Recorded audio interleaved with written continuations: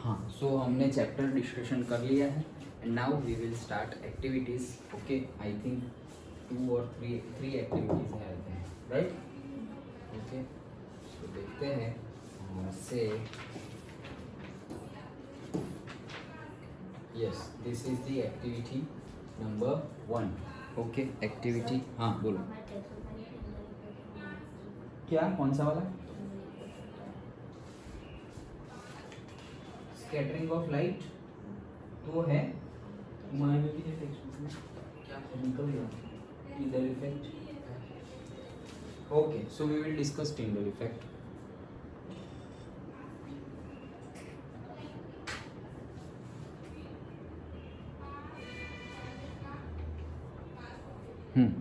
सो Tyndall effect discuss कर ले. ये बीच में आएगा ना, स्कैटरिंग ऑफ लाइट हम देखते हैं तभी टिंडल इफेक्ट डिस्कस कर लेंगे, याद रखना. ओके, स्कैटरिंग ऑफ लाइट जब हम पढ़ेंगे वो ब्लू स्काई का blue colour, red colour sunset और सनराइज के टाइम पे जो हमने कल डिस्कस किया था वो भी वापस यहाँ एक्टिविटी में और से इन टेक्स्ट क्वेश्चन में टेक्स्ट पीछे एक्सरसाइज के क्वेश्चन में जब आएगा तब हम डिस्कस करेंगे क्योंकि उसके जैसा ही है इसलिए.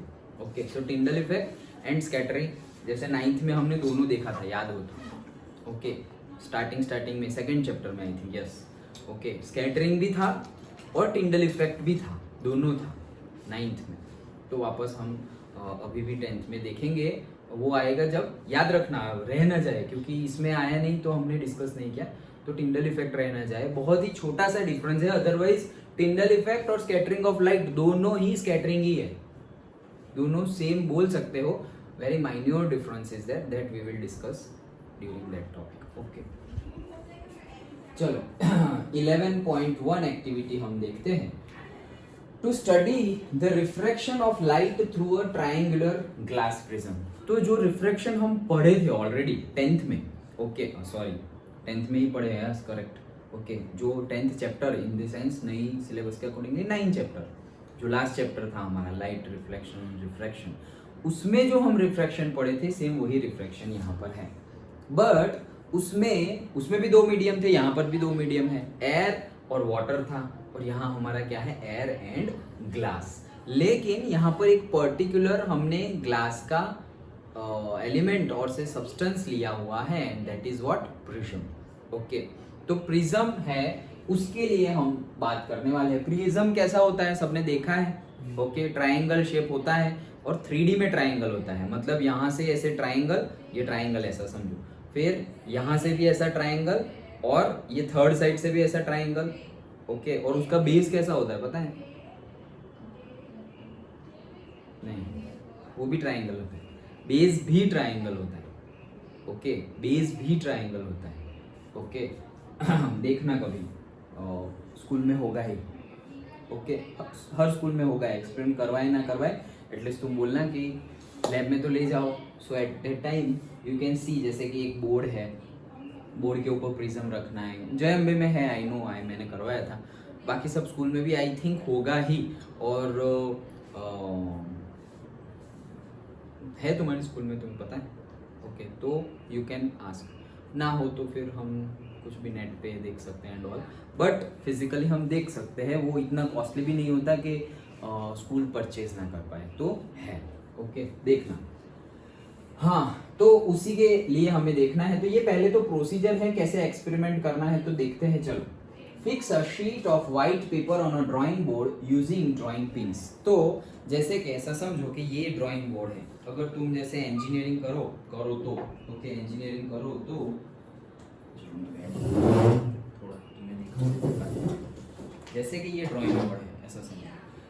इतना नहीं होता, इससे भी बड़ा होता है. मतलब ये इतना है और इतना. ओके, इसका डबल यहाँ और दूसरा ये है ना. ओके, तो वो ऐसे यहाँ पर रखा हुआ. ओके, वैसा ड्राइंग बोर्ड होता है. और वो ड्राइंग बोर्ड पे नीचे डायरेक्टली ये लेग्स ही होते हैं डायरेक्टली. ओके बैठ नहीं सकते. मतलब जस्ट लाइक ये कैसा है, ये पर्टिकुलरली ऐसा समझो कि ये ड्राइंग बोर्ड है और नीचे डायरेक्ट क्या है, स्टैंड, उसके लेग्स. ओके, तो वैसे ही ऐसा बोर्ड होता है. वो बोर्ड के ऊपर एक पर्टिकुलर पिन होती है. ओके, पिन ही बोलते हैं. तो पेपर रख दो और फिर ऐसे पिन लगा दो, तो पेपर उसके ऊपर रहेगा. वैसा शीट पेपर लगा दिया. Place a glass prism on it such a way that it rest on it's triangular base. Base भी क्या होता है? ट्राइंगुलर होता है। तो हमें सिर्फ ऐसे प्रिज्म को रखना है।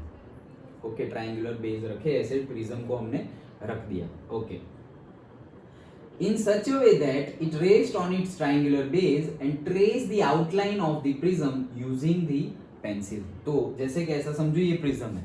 ओके, तो पेपर है, पेपर पर ये प्रिज्म रखा मैंने, तो अब मैं क्या करूंगा? देखो ये भी ट्राइंगल, ये भी ट्राइंगल, ये जो तुम्हें सामने दिख रहा है वो भी ट्राइंगल और नीचे वाला भी ट्राइंगल ही है।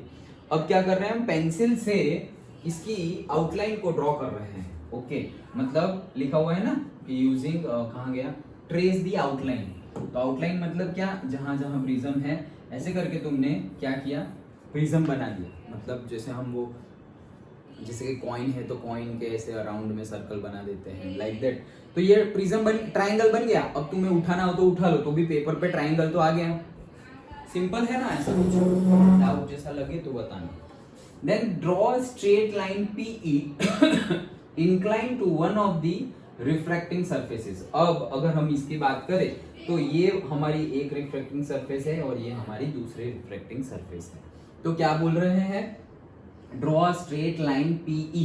देखो ये रहा, ये स्ट्रेट लाइन है से P, ये P और ये E हमने ड्रॉ कर दी। इंक्लाइन टू, इंक्लाइन ही ड्रॉ करनी है, ऐसे परपेंडिकुलर में ड्रॉ कर देना सरफेस है, वरना वो क्या हो जाएगा? नॉर्मल हो जाएगा। रिफ्रैक्शन का थ्योरम हमने देखा था लास्ट चैप्टर में, तो हम कैसे कर रहे थे?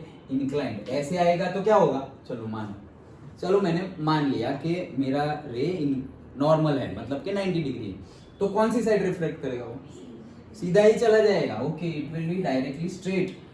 ओके, सो इंक्लाइन रखना पड़ेगा अगर रिफ्रैक्शन फिनोमेनन अंडरस्टैंड करना है तो incline to one of the refracting surfaces से AB ऑफ द प्रिज्म। तो ये इसका नाम दे दिया है, this is A and this is B। इस पे हमने रख दिया। Okay, now fix two pins से points P and Q on the line PE। मतलब दो पॉइंट ले लो हम, जैसे कि ये पॉइंट ले लिया और ये Q पॉइंट ले लिया, वहां पे पिन लगा दो। क्या लगा दो? पिन। मतलब ऐसे लाइन ड्रॉ कर दी, लाइन ड्रॉ कर दी, अब पिन तो लगा सकते हो। बोर्ड कैसा होता है ये ड्राइंग बोर्ड, कि उसको पिन मतलब टाकनी, दैट इज नेल। ओके, वो लगा दो ऐसे करके, तो पिन लग गई। जैसे कि तुम्हारा नोटिस बोर्ड होता है, तुमने देखा हो तो नोटिस बोर्ड पे वो कलरफुल पिन होती है। ओके, तो वो पिन लगा दी। देन ये पिन लगा दिया है, shown in the figure. Okay, चलो आगे बढ़ते हैं, ये बाद में देखते हैं, आगे देखते हैं। Look for the images of the pins fixed at P and Q through the other face. मतलब क्या है? ये फेस है, यहाँ पे तुमने लाइन बना दी थी, अब यहाँ पर तुमने पिन लगा दी है। ओके, अब तुम प्रिज्म यहाँ रखा हुआ ही है, अब दूसरी साइड जो है वहां से वो पिन को देखने की ट्राई करो। वो जो अभी तुमने लगाई वो पिन को देखने की। देखो क्यों पिन लगाई? पिन का क्या मीनिंग है? क्योंकि एक्चुअली हमें वो लाइन ड्रॉ करनी है, वो लाइन। लेकिन लाइन तो ऐसा समझो कि ये लाइन है और ये मेरा प्रिज्म है। ओके, मतलब प्रिज्म यहाँ तक का ऐसे थिकनेस वाला है और लाइन तो ऐसे होगी। अब मैं वहां से देखूंगा तो वो लाइन थोड़ी बहुत दिखेगी, सही सही दिखेगी नहीं, दूसरी साइड से देखूंगा तो वो लाइन सही सही दिखे, इसलिए मैंने यहाँ पर पिन लगा दी। तो अब तुम वहां से देखोगे तो ये पिन इतनी बड़ी है तो दिखेगी। विजुअलाइज कर पा रहे हो एक्टिविटी? ओके, तो ये ट्राइंगल है, यहाँ पर मैंने एक लाइन ड्रॉ की थी, लाइन ड्रॉ करने के बाद ऊपर पिन लगाई थी और ये साइड से अब मैं वो पिन को, दोनों पिन को देख रहा हूँ दूसरी साइड से, ऑपोजिट साइड से, जब प्रिज्म बीच में है तब। अंडरस्टूड? ओके, समझ में ना आए तो बताना। देन समझ में आ गया ना? चलो दिशा, हाँ, okay. Now fix two more pins at points R and S such that pins at R and S and images of the pins P and Q lie on the same straight line। मतलब कैसे? ऐसे triangle है हमारा, यहाँ पर एक line थी। Okay, चलो ये लाइन है। ओके, और ये मेरा ऐसे ट्राइंगल प्रिज्म है। ओके, अब मैंने यहाँ पर दो पिन लगा दी गई है, ये एक पिन और ये दूसरी। अब मुझे यहां से देखना है, ये साइड से देखना है, और वो जो दो पिन लगाई है वहां उसी की लाइन में, मतलब मुझे ऐसा लगेगा कि एक पिन यहाँ है और यहाँ, ऐसा लगेगा तुम्हें, ऐसे नहीं लग रहा है सर ये तो यहाँ पे है, सीधा कहाँ है, लेकिन प्रिज्म में वही तो उसकी खासियत है, वही तो रिफ्लेक्शन हमें देखना है। क्या कि तुम यहाँ से देखोगे तो वो पॉइंट तुम्हें कहाँ दिखेगा पता है, ऐसे और ऐसे दो पॉइंट दिखेंगे, यहाँ दो पॉइंट दिख रहे हैं, तो हमें क्या कहा है कि दो पिन तुम यहाँ भी लगा दो इस साइड, जो वो जो लाइन है उसी के क्या हो, स्ट्रेट लाइन में हो, मतलब यहाँ से हम देख रहे हैं तो ऐसे स्ट्रेट लाइन में हम ऐसे दो पिन लगा दे रहे हैं और ये दो पिन की एक लाइन ऐसे करके बना दे रहे हैं। समझ में आया क्या किया हमने? एक्चुअली में अगर तुम देखोगे तो 1 2 3 4 ये चारों पिन एक स्ट्रेट लाइन में है, जब देखोगे तब, अभी तो नहीं दिख रहा है, बाहर से देखोगे तो नहीं, प्रिज्म के अंदर से देखोगे तो स्ट्रेट लाइन में दिखेंगे। समझ में आ गया? डन हिमांशु? ओके, अब स्ट्रेट लाइन में दिखा, अब ये समझ में आ गया, इतना बन गया हमारा। ओके नाउ आगे देखते हैं, अब मैं रिमूव कर दे रहा हूं, समझ में आ गया ना? Okay, remove the pin and glass prism, तो पिन भी रिमूव कर दो और ग्लास प्रिज्म भी रिमूव कर दो, तो रहा क्या, वो लाइन रही, लाइन रही ना, पिन भी निकाल दी और ग्लास प्रिज्म भी निकाल दिया, तो लाइन तो रही। ओके, और ट्राइंगल शेप भी रहा, प्रिज्म एक्चुअल प्रिज्म निकाल लिया, लेकिन ट्राइंगल शेप तो हमने आउटलाइन तो पहले ही बना दी थी, तो हमारा एक्चुअली रहा क्या, ये जो फिगर गिवन है वो रहा हमारा, ये ट्राइंगल हमने बना दिया था वो रहा, ये एक पिन, ये दूसरी पिन, ये तीसरी पिन, ये चौथी पिन, ये लाइन और ये लाइन, इतना रहा हमारे पास, ये बाकी सब नहीं है लेकिन इतना रहा, ये पता चल गया कितना रहा हमारे पास। देखो ये मैंने बताया था कि ये हम एक्टिविटी के टाइम पे डिस्कस करेंगे, इसलिए जब चैप्टर में आया था तब हमने ये डिस्कस नहीं की थी एक्टिविटी। ओके, तो यही है रिफ्रैक्शन का पार्ट। तो हमने ये आउटलाइन बना ली थी एंड हमने ये लाइन बनाई थी, और देखने से ये लाइन और ये लाइन स्ट्रेट है अगर देखेंगे तो, एंड हमने पिन बनाई थी, एक तो ये पिन है, ये पिन है, इतना बन गया था हमारा, करेक्ट? समझ में आया? ओके, तो ये याद रखना, अभी आगे का हम इजीली बना सकते हैं, लेकिन इतना तो हमारा बन गया था। ओके चलो, एक तो ये क्लियर किए बिना ये हिलता नहीं है, इसे सब कुछ चला जाता है। Okay, so join the pins, remove the pins and glass prism, join the pin P and Q and extend the line till it meets the nearest boundary of the prism। मतलब ऐसा समझो कि उन लोग ने पहले लाइन ड्रॉ नहीं की है, हमने तो पहले ही पिन जहां जहां इंक्लाइन लाइन हमने पहले बनाई, अब ये बोल रहे हैं वापस के ज्वाइन द पिन्स। अरे पिन क्या ज्वाइन करें? ओके हाँ, ये नहीं पी और क्यू की बात कर रहे हैं, तो ये कैसे हो गया, हमने तो पहले ही इंक्लाइन लाइन बनाई थी और लाइन के ऊपर पिन रखी थी। इनका कहने का मीनिंग तब वैसे था, अब कैसा है, उन्होंने पहले पिन रखी थी, अब जहां पिन थी वहां पे लाइन ड्रॉ कर रहे हैं। ओके, मतलब वही चीज, दो लाइनें और चार पिन हमारे पास है। Join and produce the point R and S, तो वो साइड है पी क्यू और वो साइड है दूसरी दो pin R S. Let this line meet the boundary of the prism at E and F, तो ई और एफ जहां प्रिज्म को टच कर रही है ये दोनों लाइनें, वहां पे पॉइंट का नाम क्या है, ई और F. Join E and F, E and F को भी ज्वाइन कर दो, तो ये तो कौन से हो जाएगा, जस्ट लाइक स्ट्रेट लाइन जैसा हो जाएगा। अभी हमने फिगर देखी थी, फिर से देखते हैं, ये ना देखो, ये जहां टच कर रही है वहां पे ई नाम दिया, और ये जहां पे टच कर रही है वहां पे एफ नाम दिया, और ई और एफ को भी कनेक्ट कर दो, तो ये स्ट्रेट लाइन बन गया। ओके, देन आगे ये प्रोसीजर है, ये अभी तो एक्टिविटी हमारी शुरू ही नहीं हुई, हमें ऑब्जर्व क्या करना है, कंक्लूड क्या करना है वो तो अभी हम देखेंगे, लेकिन ऐसा ऐसा करो तो हम कर रहे हैं। Okay, procedure. Then join in extend PE and RS such a way that they meet at point G। तो देखो, इसको आगे ले जाओ, PE को ऐसे आगे ले जाओ और इसको भी आगे ले जाओ, तो दोनों कहाँ मिलेंगे, at point G। Okay, G पर मिलेंगे। And mark the angle of deviation, angle D shown in the figure, तो angle D angle of deviation, मतलब ये पॉइंट तो हमने मार्क कर लिया। नाउ ये लाइन जहां सीधी सीधी जा रही है और वो लाइन और एक्चुअली ये लाइन, वो दोनों लाइन के बीच का जो एंगल है that is angle of deviation. क्यों डेविएशन? क्योंकि लाइन तो यहां से सीधी सीधी ही जानी चाहिए थी, लेकिन रिफ्रैक्शन हुआ इसलिए वो वैसी गई, that is angle of deviation. समझ में आया? ओके, तो ये हमारी यहाँ तक का, अब ये मैं दूसरे पेज पे जाऊंगा, लेकिन समझ में आ गया क्या किया हमने एक्टिविटी में। हमने एक प्रिज्म लिया, प्रिज्म लेके उसकी आउटलाइन हमने ड्रॉ कर ली। ओके, तो ट्राइंगल शेप मिल गया हमें, अब हमने क्या किया, एक लाइन बना दी यहाँ पर जो इंक्लाइंड लाइन है, तो इंक्लाइंड लाइन बना दी वन साइड से, वेस्ट साइड हमने लाइन बना दी, वो लाइन पे हमने 2 पिन रख दी जो वो दोनों लाइन पर ही है। ओके, अब हमने क्या किया, ऑन द ईस्ट साइड दूसरी साइड से हम देख रहे हैं वो 2 पिन को, वो 2 पिन के स्ट्रेट लाइन में ही दूसरी 2 पिन हमने लगा दी विच इज RNS, एंड वो 2 जो पिन है वो दोनों को भी हमने कनेक्ट कर दिया बाय द लाइन। तो हमें 2 हो गया काम। ये क्या हुआ?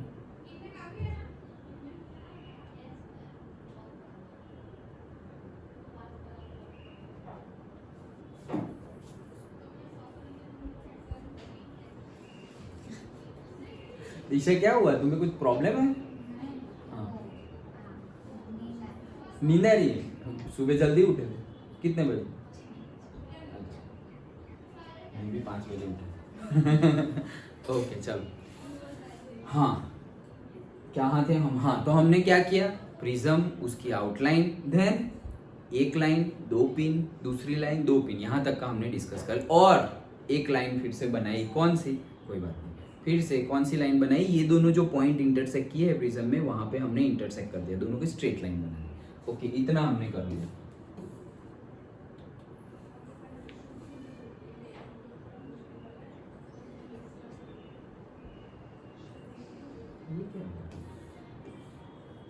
हाँ चलो,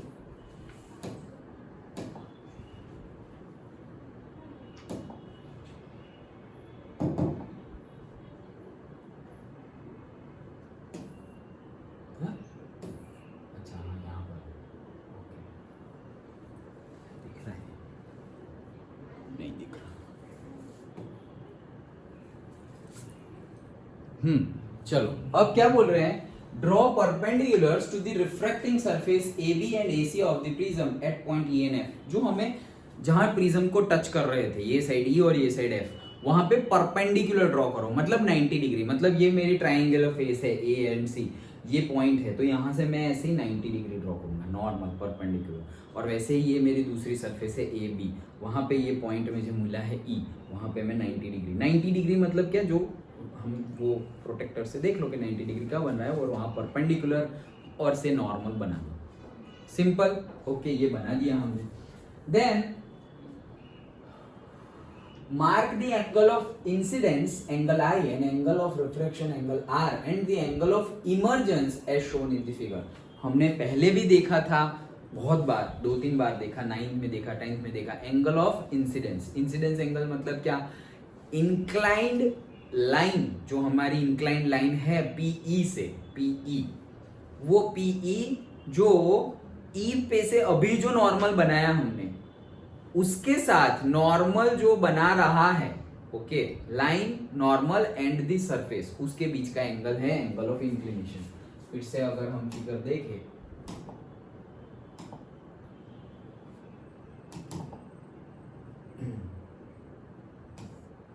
तो देखो ये हमारा नॉर्मल और ये हमारी इंक्लाइन लाइन, तो बीच का एंगल क्या है हमारा, angle of inclination.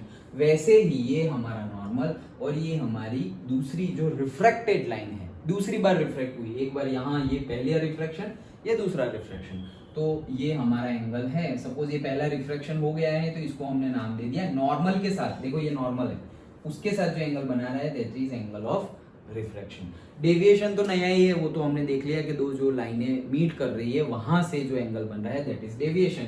Emergence, emergence क्यों आया है वापस, क्योंकि यहाँ पे 2 बार रिफ्रैक्शन हो रहा है, तो दूसरी बार जो रिफ्रैक्शन हो उसको भी कोई नाम देना पड़ेगा।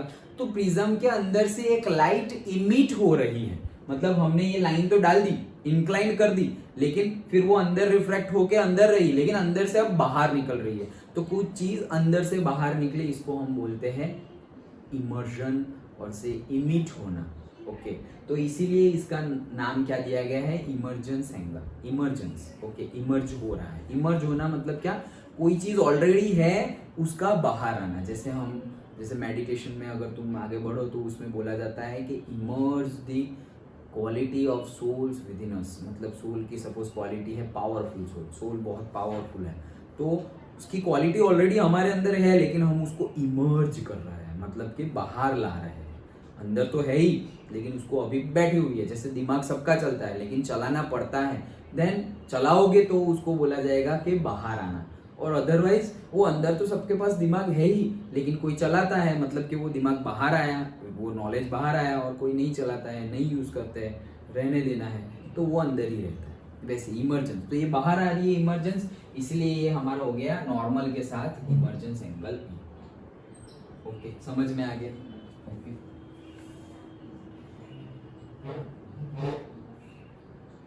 फैसिलिटी है ना।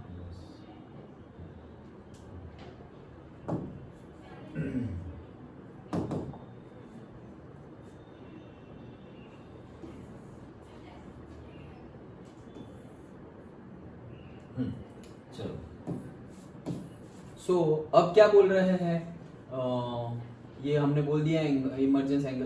Compare the angle of incidence and the angle of refraction at each refracting surface of the prism. Angle of incidence and angle of refraction find करो हमें at each refracting surface of the prism. ये एक refracting surface है, okay, वैसी दूसरी reflecting surface है। देखो यहां पर अगर देखा जाए तो, यहां पर अगर देखा जाए फिगर में दूसरी बार जो हो रहा है उसमें, तो ये हमारा इंसिडेंट एंगल है, इंसिडेंट रे है, और ये हमारा इंसिडेंट एंगल है। ये इंसिडेंट एंगल, इंसिडेंट लाइन है हमारी, ओके, और ये रिफ्रैक्टेड लाइन है। तो ये हमारा एंगल आई हो गया, इसको एंगल आर बोल देंगे, लेकिन आई पहले से लिया हुआ है इसलिए यहाँ पर तो इन्होंने नाम ही नहीं दिया, और यहाँ पे इसको आर बोलेंगे तो वापस पहले लिया हुआ है इसलिए हमने क्या बोल दिया, ई बोल दिया, इमर्जेंस। ओके, और यहाँ पर तुम I2 लिख सकते हो, I and I2, और से I और I1, ओके, लाइक दैट। हाँ, सो फाइंड करो ऐसा बोल रहे हैं। कंपेयर द एंगल, कंपेयर करो। Bending of rays PE, EF and FS are similar to the kind of bending that occurs in a glass slab. Glass slab में जितनी angle bend होती है, मतलब कि तुम ग्लास स्लैब वाला एक्टिविटी हमारे उसमें है लास्ट चैप्टर में, okay.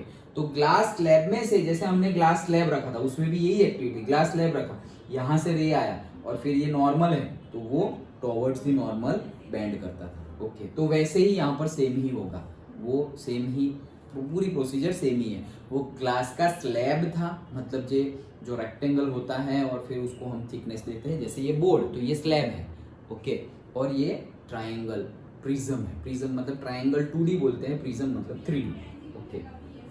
So bending of rays, जितनी भी बेंडिंग ऑफ रेज हो रही है, PE से यहाँ बेंड हुआ, EF, ओके, और फिर EF से वापस FS हुआ, वो सब similar to that of the glass slab, okay. ये हमारी प्रोसीजर थी, सिंपल एक्टिविटी है, राइट, लंबी है लेकिन सिंपल एक्टिविटी है। नाउ क्या है भाई, ऑब्जर्वेशन क्या क्या है, तो ऑब्जर्वेशंस आर, देखो पहले अब ये देख लो, PE हमारा इंसिडेंट रे हमने डिस्कस कर लिया है, EE रिफ्रैक्टेड रे, तो EF, सॉरी EE लिखा है, कोई बात नहीं, हाँ ये E ले लिया होगा शायद, EF हमने मान लो, EF हमारा क्या है, रिफ्रैक्टेड रे, FS है हमारा emergent ray, angle A is the angle of prism.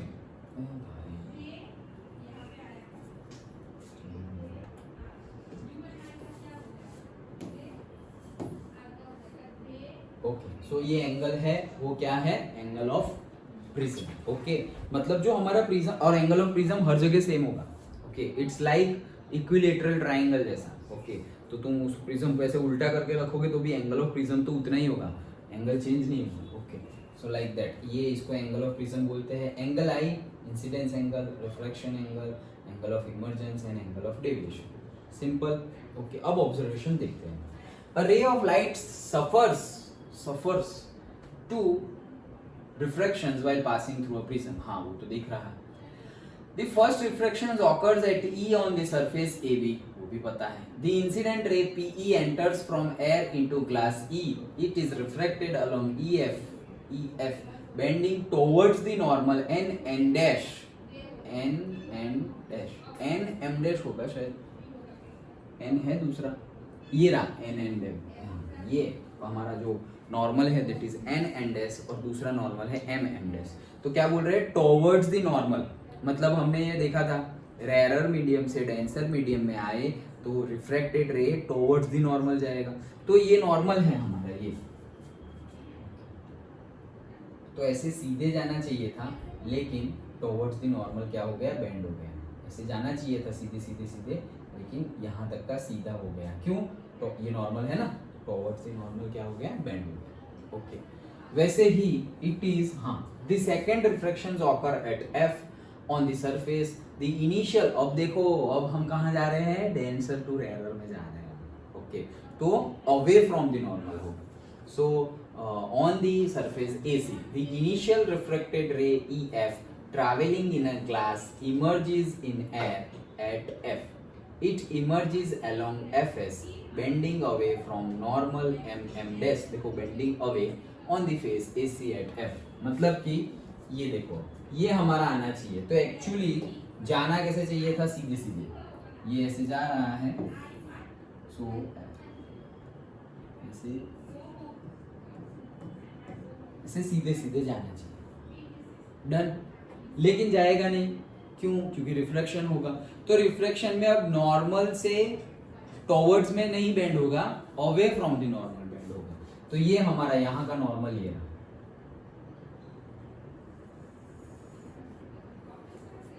Okay, तो अब ये नॉर्मल है, तो ऐसे ये एक्चुअल में ऐसे जाना चाहिए। अब नॉर्मल ये साइड है, तो एक्चुअली ऐसे जाता तो हम क्या बोलते हैं, टुवर्ड्स द नॉर्मल गया।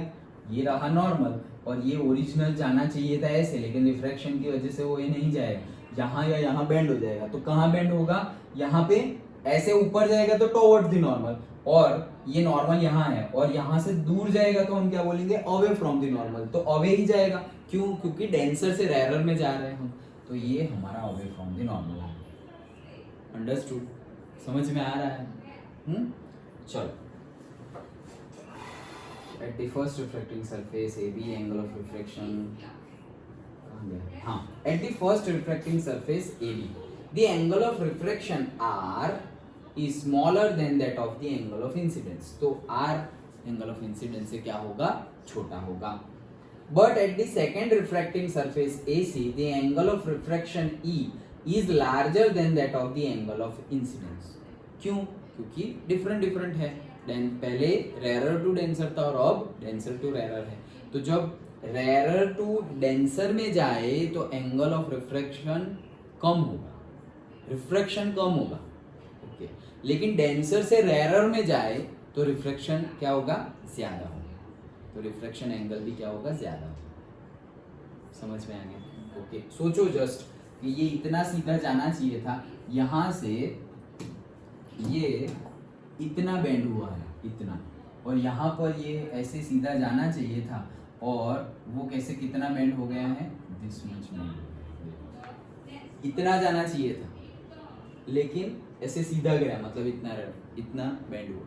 और यहाँ पर ऐसे सीधे जाना चाहिए था, लेकिन इतना ज्यादा। तो देखो, ये हम देख सकते हैं इजीली कि जो रेयरर टू डेंसर में जाएंगे तो रिफ्रैक्शन एंगल कम होगा, क्योंकि रिफ्रैक्शन ही कम होगा तो रिफ्लेक्शन एंगल कम होगा। एंड डेंसर टू रेयरर में जाएंगे तो रिफ्रैक्शन क्या होगा, ज्यादा। मतलब कहीं पर भी दूर जा रहा है तो ज्यादा दूर जाएगा, लेकिन नजदीक आना हो तो कम नजदीक आएगा। वैसे भी understood? Bending of rays P, E, E, F and Fs is one of the same kind of bending that occurs in a glass slab. ये तो हमने already discuss किया है। Okay. Then the net deviation in the rectangular glass slab is 0. Slab की बात चल रही है। Net deviation in a rectangular glass slab is 0 and there is a lateral shift. Okay. However, due to peculiar shape of the prism, देखो ये समझ में आ रहा है, ये याद आ रहा है कुछ? The net deviation in a rectangular glass slab is 0. There is a lateral shift. क्या मीनिंग है इसका? समझ में कुछ याद आ रहा है? नेट डेविएशन 0 है, उसका मीनिंग क्या? याद करो, नेट डेविएशन 0, याद करो या लॉजिक लगाओ।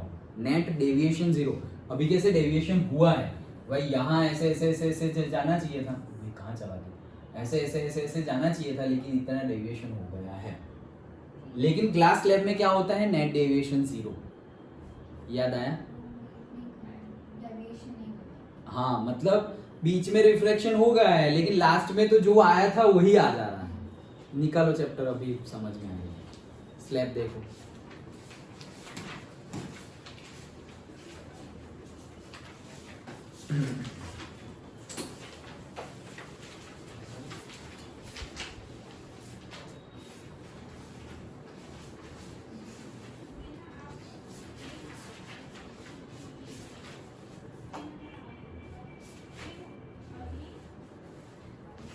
देखो तो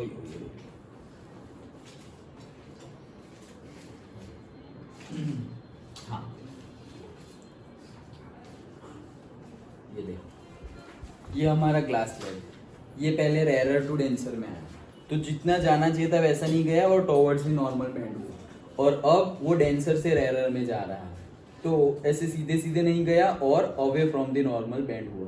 तो अब अगर तुम देखोगे, सो ये जो लाइन है ये लास्ट वाली और ये जो पहली वाली लाइन थी, वो दोनों एक दूसरे के पैरेलल हो गई, पैरेलल ही हो गई, मतलब ये लाइन है ना वो एग्जैक्टली पैरेलल है ये नीचे वाली लाइन से। समझ में आ रहा है? इसीलिए बोल रहे हैं नेट डेविएशन 0। लेकिन हमारे केस में तो ऐसा है नहीं। ओके, हमारे केस में देखो ये जाने वाली लाइन वो इसके पैरेलल तो आ ही नहीं रही।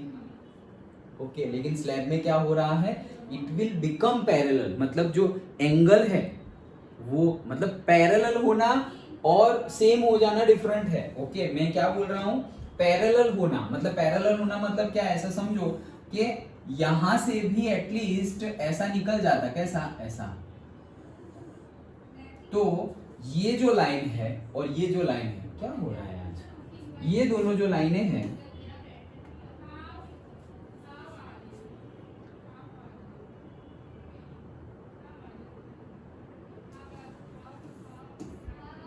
ये दोनों जो लाइनें हैं, ओके, कौन सी, this line and this line, दोनों लाइनें जो है,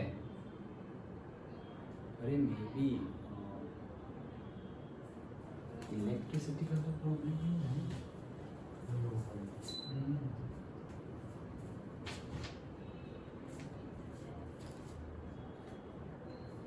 बंद कर दो, ऐसा हो तो फैन बंद कर दो, खोल दो ना विंडो। अच्छा फैन रहने दो, विंडो खोल दो। हाँ वहीं से खुलेगी, नीचे नीचे प्रेस करो। हाँ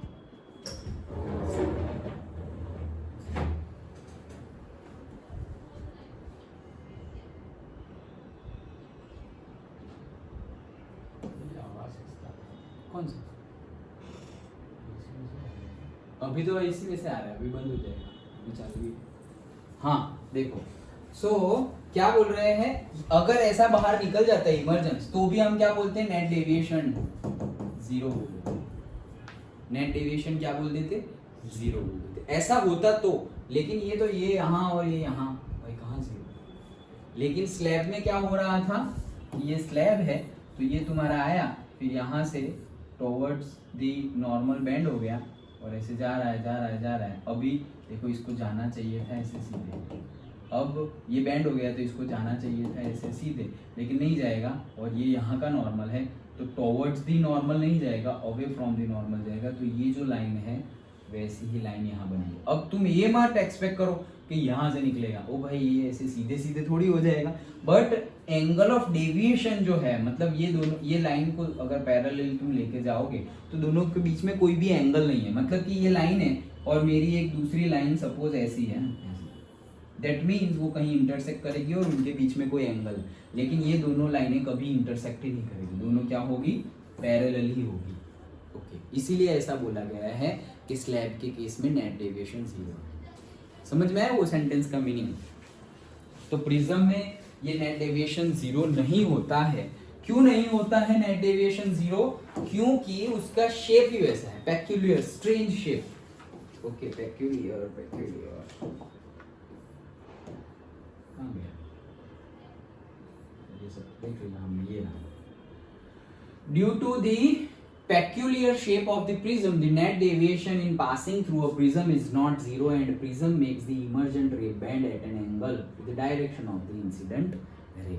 मतलब peculiar का मीनिंग तुम ले सकते हो स्ट्रेंज। ओके, तो उसका स्ट्रेंज शेप है, थोड़ा ऐसे सीधा सीधा नहीं है सब कुछ, इसीलिए उसके शेप की वजह से यहाँ पर नेट डेविएशन 0 होता नहीं है।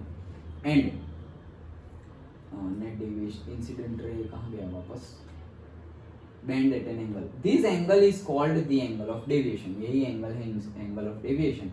It is the angle through which the incident ray is deviated as it passes through the prism. मतलब angle of पहला वाला स्टार्टिंग वाला हमारा रे और लास्ट वाला रे, वो दोनों रे एक दूसरे को कितने एंगल से डिफर कर रहे हैं उसी को बोलते हैं एंगल ऑफ डेविएशन. स्टार्टिंग वाला रे, फिर बीच में रिफ्रैक्शन हुआ, फिर वापस रिफ्रैक्शन हुआ और निकला, तो वो जो निकला वो और स्टार्टिंग वाला दोनों को ऐसे मिला दो, वो दोनों जो एंगल से डेविएट कर रहे हो उसे बोलते हैं एंगल ऑफ डेविएशन. ओके, समझ में आया टीशा? चलो, the angle of deviation depends on the angle of incidence. ये किसके ऊपर डिपेंड है? एक मार्क में आ सकता है. Angle of deviation is depend on the angle of incidence, जो इंसिडेंस एंगल है उसके ऊपर, द एंगल ऑफ प्रिज्म के ऊपर, and the nature of the material of the prism के ऊपर. यहाँ प्रिज्म किसके, कौन से शेप का, कौन से मटेरियल का है? ग्लास का है. Okay, as it depends on the refractive index of the material. तो किन किन चीजों पे एक मार्क में पूछा जा सकता है कि ये एंगल ऑफ डेविएशन किस किस चीजों पे डिपेंड करता है. तो पहला एंगल ऑफ इंसिडेंस एंगल पे वो डिपेंड करेगा, दूसरा एंगल ऑफ प्रिज्म पे डिपेंड करेगा, और तीसरा प्रिज्म का मटेरियल क्या है उसके ऊपर भी डिपेंड करेगा. क्यों? क्योंकि एक्चुअली रिफ्रैक्टिव इंडेक्स पे डिपेंड करता है.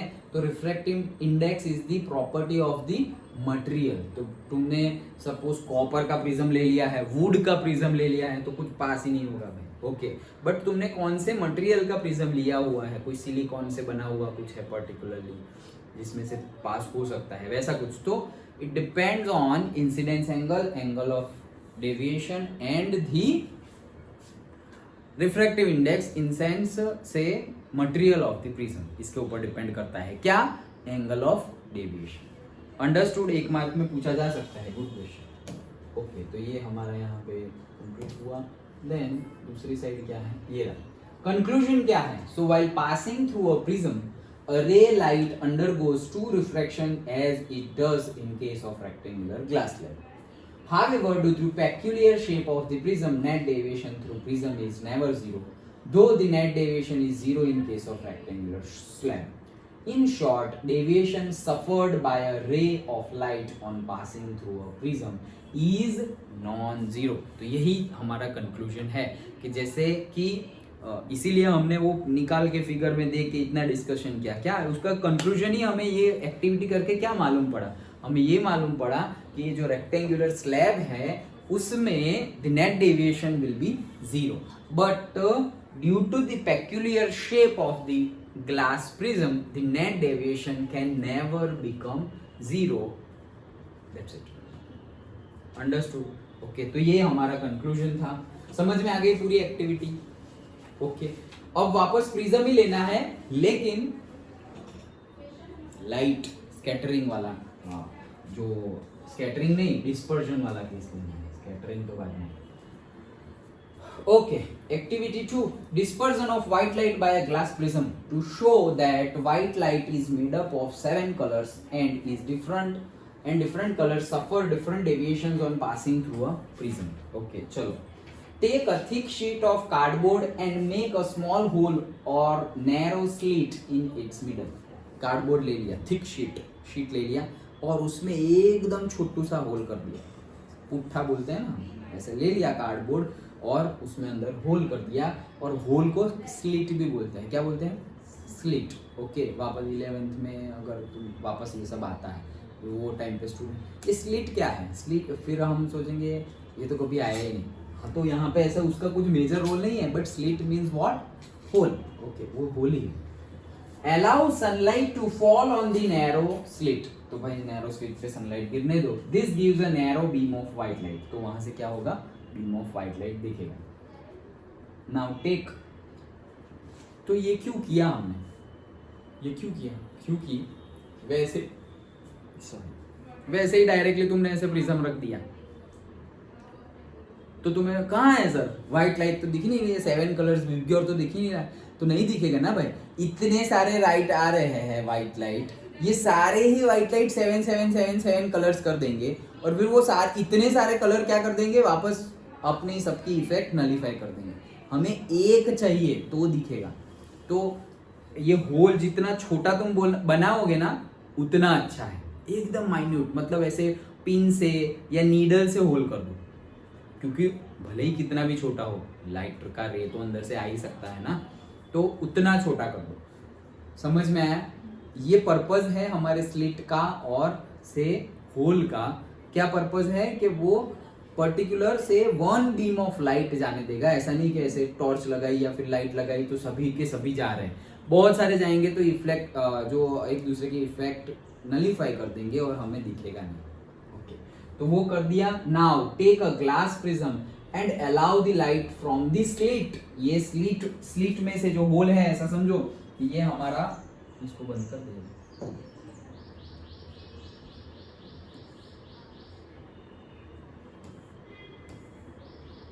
ओके, सो ऐसा समझो कि ये हमारा बोर्ड है और ये बोर्ड के अंदर हमने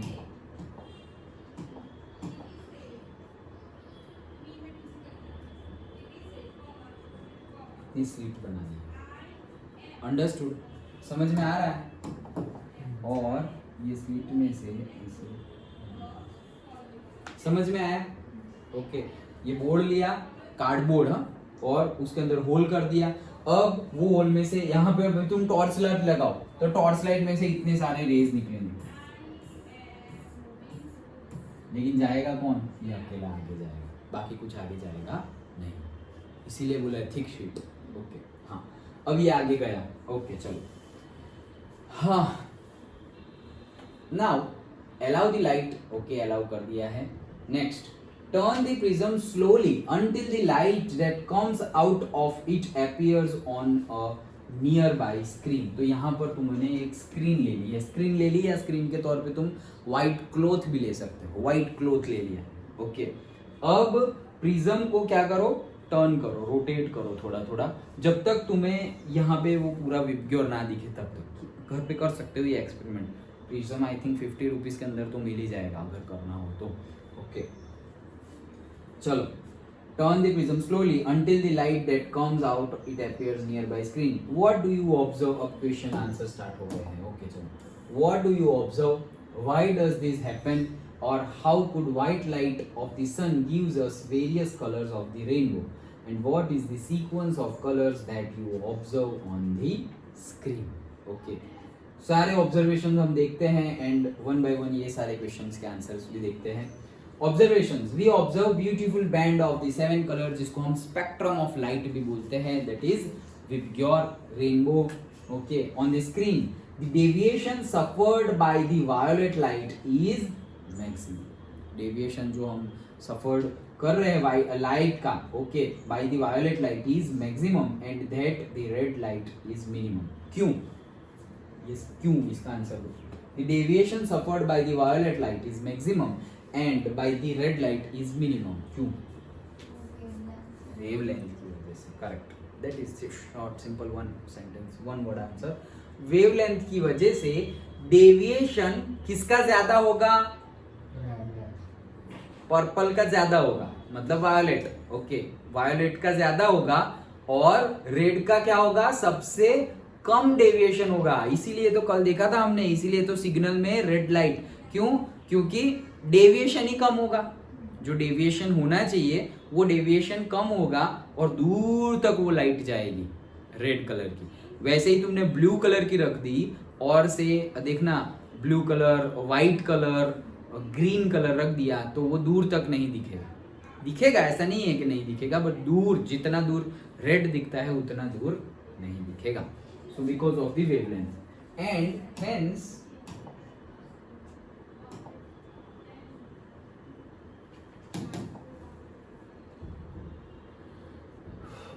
the violet color is at the lower end and the red color is at the upper end of the screen। तो यहाँ पे wavelength वर्ड नहीं लिखा है, लेकिन अगर ऐसा क्वेश्चन पूछे तो तुम्हें wavelength को इंट्रोड्यूस करना ही है आंसर में। This happens because of the prism itself splits the incident white light into a band of colors। वही कर रहा है। The sequence of colors seen from the lower end of the screen is violet, indigo, blue, green, yellow, orange and red। Done. Okay, इसीलिए देखना signal हो तो हमारे signal कौन कौन से होते हैं, ग्रीन, येलो एंड रेड, सारे वो साइड वाले होते हैं। वायलेट, ब्लू वैसे नहीं होते। सिग्नल जो ट्रैफिक सिग्नल होता है अब तो बहुत कम हो गया है, बट कम हो गया है मतलब भरूच में नहीं दिखेगा। ओके, बट तुम बड़ी सिटी में जाओ, सूरत, वडोदरा, अहमदाबाद, तो वहाँ पर तो सिग्नल ज़रूरी ही है। क्यों? क्योंकि वो सिग्नल नहीं चलेगा। अब तो डिजिटल सिग्नल्स आ गए हैं सर, वो वहाँ पे टाइमर चलता रहता है। ओके, 30 सेकेंड, तो तुम्हें गाड़ी यहाँ पर 30 सेकेंड रोकनी है और उसके बाद जाना है, लाइक दैट। ऐसे डिजिटल आ गया है, लेकिन उसमें भी वो जो दिखता है हमें वो भी कौन से कलर का होता है, रेड ही होता है। ओके, दूर तक दिखे इसलिए। चलो, so conclusion, white light is made up of 7 colors and different colors suffers different deviation। तो white light जो है वो 7 कलर से बनी हुई है, और अब वो एंटर हो गए सपोज प्रिज्म में एंटर हो गए, तो जैसे कि लास्ट हमने एक्टिविटी की उसमें क्यों ऐसा नहीं दिखा भाई, बोलो। लास्ट भी हमने प्रिज्म में से सपोज पिन लिया था हमने, ओके, और सपोज प्रिज्म में ऐसा प्रिज्म लिया मैंने, ओके, और जो पिन ली थी वहां से ही मैं ऐसे देख रहा हूँ, तो दूसरी साइड मुझे व्हाइट लाइट तो जा ही रही है ना, सनलाइट तो है ही। जैसे मेरे पास अभी प्रिज्म है, मैंने यहाँ रखा, तो ये साइड से सनलाइट आ रही है, तो क्या मुझे यहाँ दिखेगा, ये दिखेगा, स्पेक्ट्रम दिखेगा या नहीं दिखेगा? दिखेगा तो क्यों, और नहीं दिखेगा तो भी क्यों? ये प्रिज्म है मेरे पास, यहाँ से व्हाइट लाइट आ रही है, उसको मैं टर्न कर रहा हूँ, यहाँ पे ये स्क्रीन है सपोज, और इसको मैं टर्न कर रहा हूँ ऐसे ऐसे ऐसे ऐसे ऐसे, जब तक ऐसे मुझे दिखना चाहे वैसे ऐसे करके, मतलब कुछ सेटिंग कर रहा हूँ और दिख गया। ओके, लाइट दिखेगा ऐसा करके ये साइड प्रिज्म की नहीं दिखेगा, ये साइड से लाइट आ रही है, जितना ज्यादा होल स्मॉल होगा उतना, इसीलिए मैं अभी होल बोला ही नहीं। ओके, तो डायरेक्ट ऐसा है तो नहीं दिखेगा, दिखेगा ही नहीं। बट होल में से अगर लाइट आ रही है, जितना स्मॉल बीम ऑफ थिकनेस, जो बीम ऑफ लाइट की थिकनेस जितनी कम होगी उतना वो रिफ्लेक्ट करेगा। देखो ये भी कर ही रहा है, इतने सारे रेज आ रहे हैं तो वो भी कर ही रहे हैं रिफ्रैक्शन, लेकिन वापस मिलते भी है। देखो अभी इसके बाद अगर ये वापस मिलते भी है, कैसे मिलते हैं, जैसे ये ऐसे है, ओके। अब यहां पर मैं ऐसा प्रिज्म, दूसरा प्रिज्म ले लूं, तो क्या होगा, ये एक प्रिज्म था, उसी के बाजू में ऐसे सेम जो यही शेप में मैंने रखा हुआ है, वही शेप में मैंने प्रिज्म रख दिया है दूसरा, क्या होगा उसमें?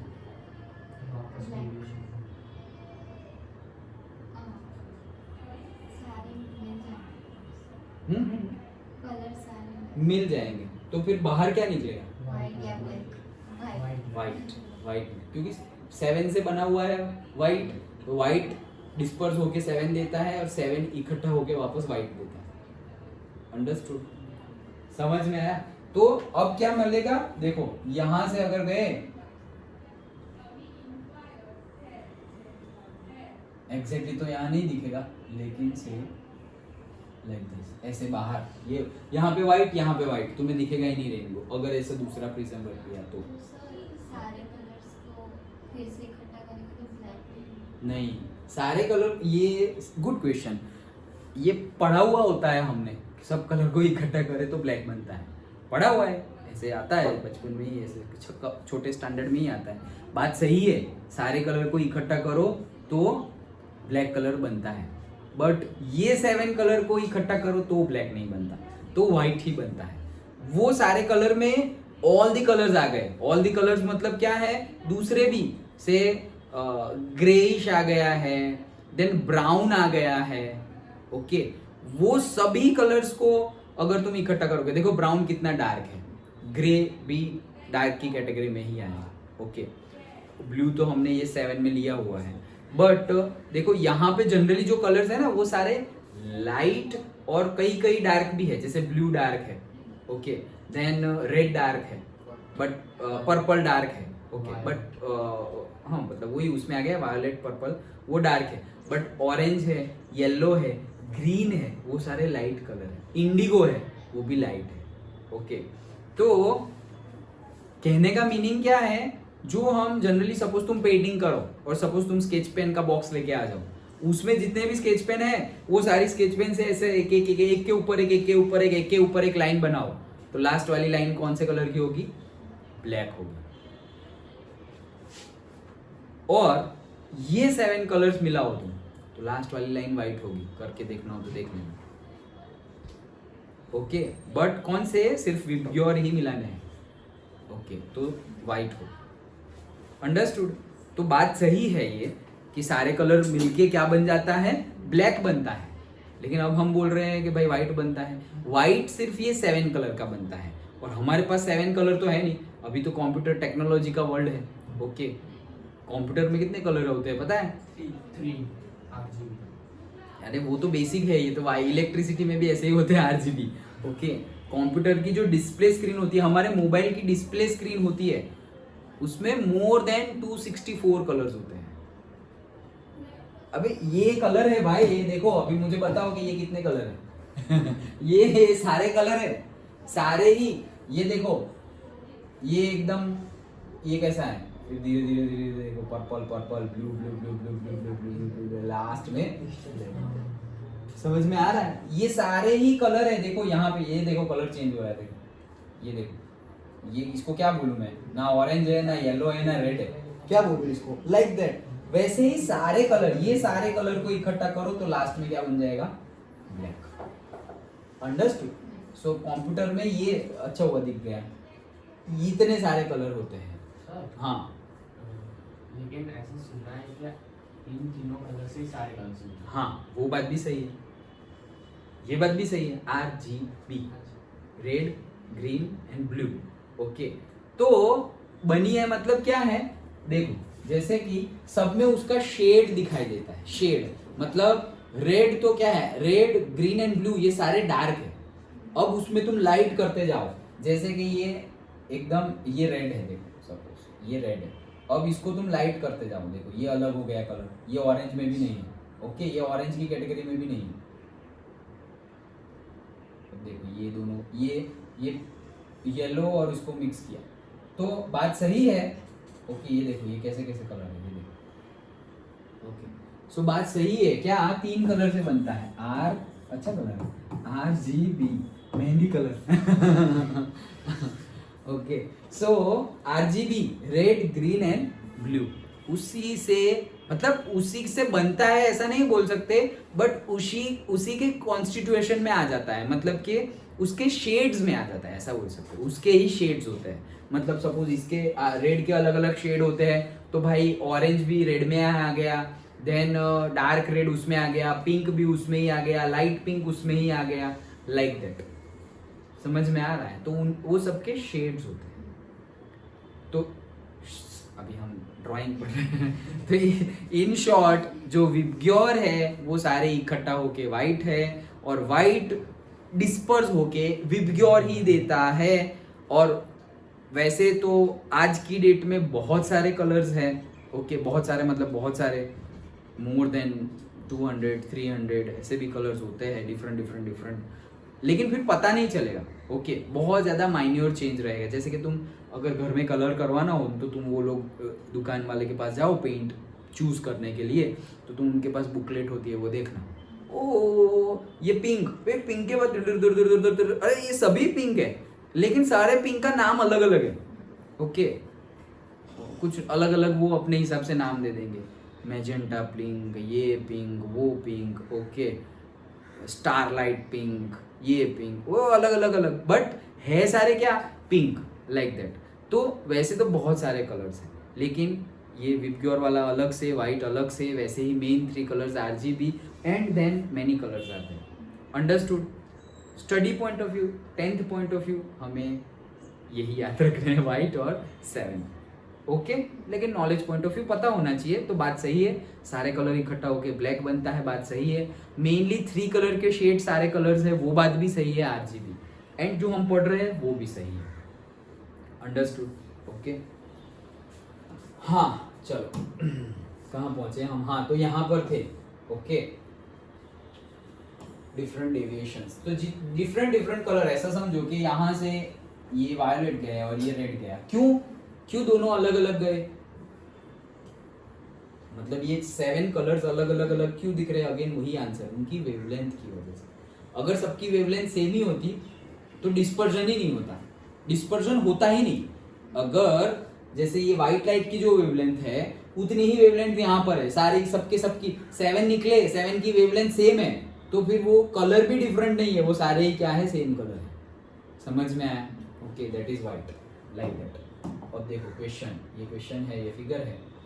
As shown in the figure above, a thin beam of white light is inclined or a glass prism forms a spectrum ranging from say y to x. Okay, write the principle involved. तो dispersion of white light, that is the principle. Word आना चाहिए dispersion, तो ही marks मिलेगा।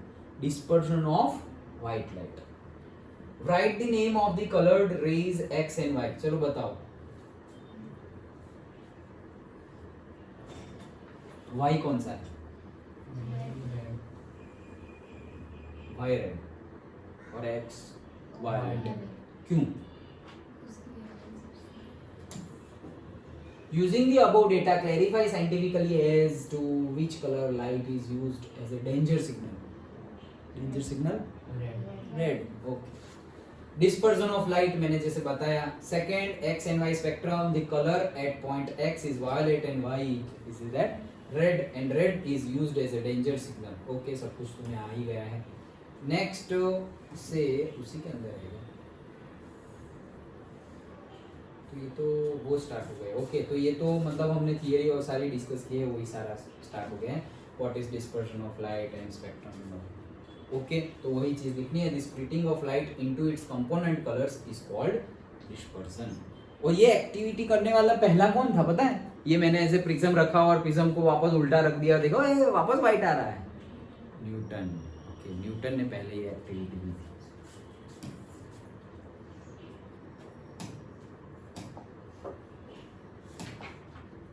तो ये हमारी दूसरी activity थी। एंड दी थर्ड एक्टिविटी ये रही, देखो, to observe scattering of light by colloidal particles. अब आ गया है स्कैटरिंग, तो हम टिंडल इफेक्ट भी डिस्कस कर लेते हैं। ओके, आया है scattering of light by colloidal particles. सबसे पहले तो कॉलोइडल पार्टिकल्स क्या है? Oh, good. Colloidal particle. So, milk is not a solution. It is the colloidals. Solution को हम जनरली बोलेंगे homogeneous mixture और colloidal को हम बोलेंगे heterogeneous mixture, और mix उसका एग्जाम्पल है। तो ये एक्सपेरिमेंट हमने 9th में किया था कि ये हम मिल्क का ग्लास ले लिया और यहाँ से अगर हमने लाइट पास की, टॉर्च रखी, तो क्या लगता है? स्कैटरिंग दिखेगा, बीम ऑफ लाइट दिखेगा तुम्हें मिल्क के अंदर से? नहीं दिखेगा या दिखेगा?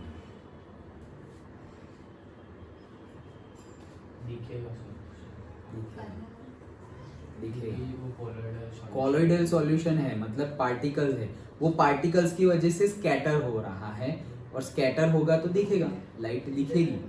अगर नींबू पानी ले लिया, नींबू पानी ले लिया, ओके, और से शुगर सॉल्यूशन ले लिया और ऐसे रख दिया, अब तुम लाइट पास कर रहे हो, तो बीम बीच में, वो जो पानी में से बीच में से लाइट पास हो रही है, वैसा नहीं दिखेगा। समझ में आ रहा है? अंदर। ओके, अभी 9th का अभी कहाँ से लाऊंगा, लेकिन याद आया? ओके, होगी शायद ना।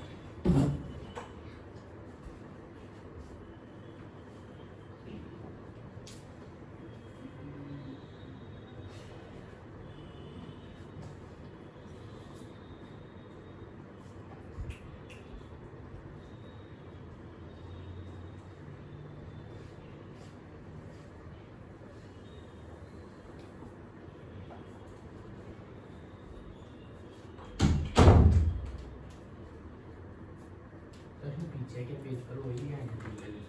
हाँ, ये टिंडल इफेक्ट है।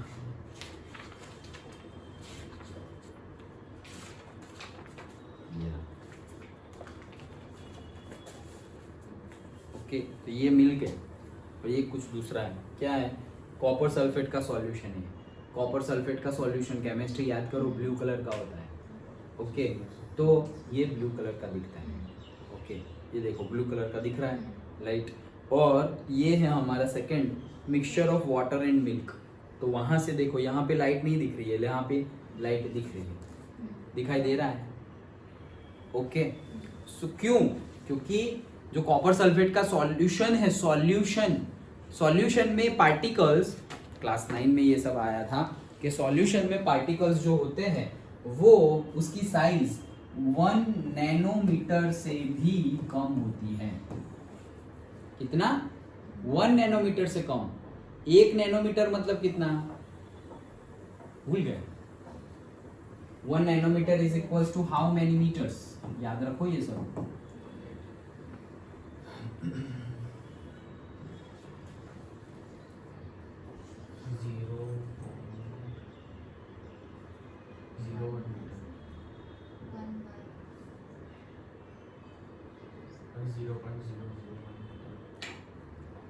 One nanometre is equals to 10⁻⁹ metre. -9 0.0000 जाना है 8 तक और उसके बाद 1, 8 zeros एंड देन 1, इतना मीटर होता है, इतना छोटा होता है।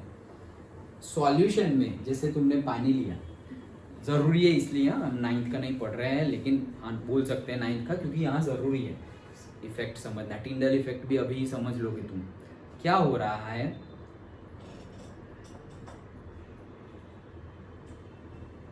कहाँ थे हम? यहाँ पे। ओके, ये जो पार्टिकल्स है, जैसे कि तुमने ग्लास लिया, ग्लास में शुगर डाल दी, डिसॉल्व कर दी।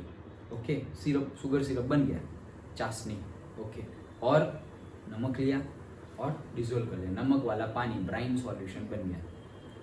अब इसमें पार्टिकल, एक पार्टिकल उठाएंगे हम, उठा तो सकते नहीं, लेकिन एक पार्टिकल की अगर साइज देखे तो वो 1 नैनोमीटर से भी कम साइज का होगा। वो 10⁻⁹ मीटर। 1 मीटर कितना होता है? से यहां से लेकर के इतना होता है 1 मीटर। ये कितना है? 1 मीटर। तो ये 1 मीटर है। अब से ये आधा, तो ये कितना हो गया? 0.5 मीटर। आधा मतलब 0.5 मीटर। ये आधे का भी आधा, तो ये कितना हो गया? 0.25 मीटर। ये कितना हो गया? 0.125 मीटर। करेक्ट। देन इतना डिस्टेंस कितना हो गया? 0.6375 लाइक दैट। ओके, 120 का आधा 63, तो 125 का आधा है, तो कितना होगा? से वट एवर 125 हमने लिया ना, 0.125 मीटर।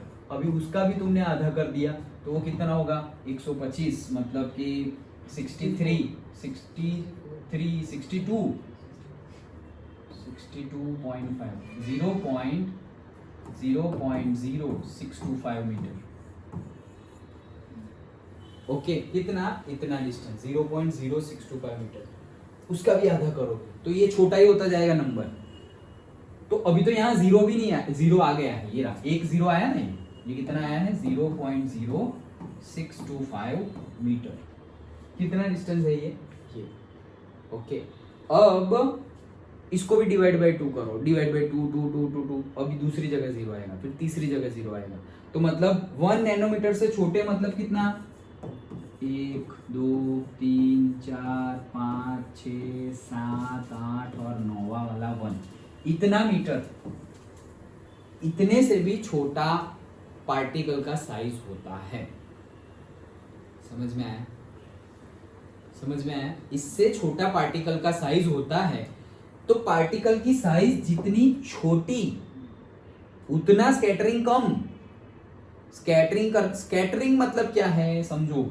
स्कैटरिंग भी अगर सही नहीं हुआ तो स्कैटरिंग भी समझो। ये क्या है?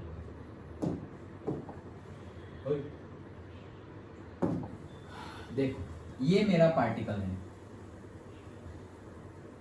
ये मेरा रे आया और टकराया उससे, रे टकराया, तो रे टकराया तो वो बहुत सारे रे में ऐसे बिखर गया।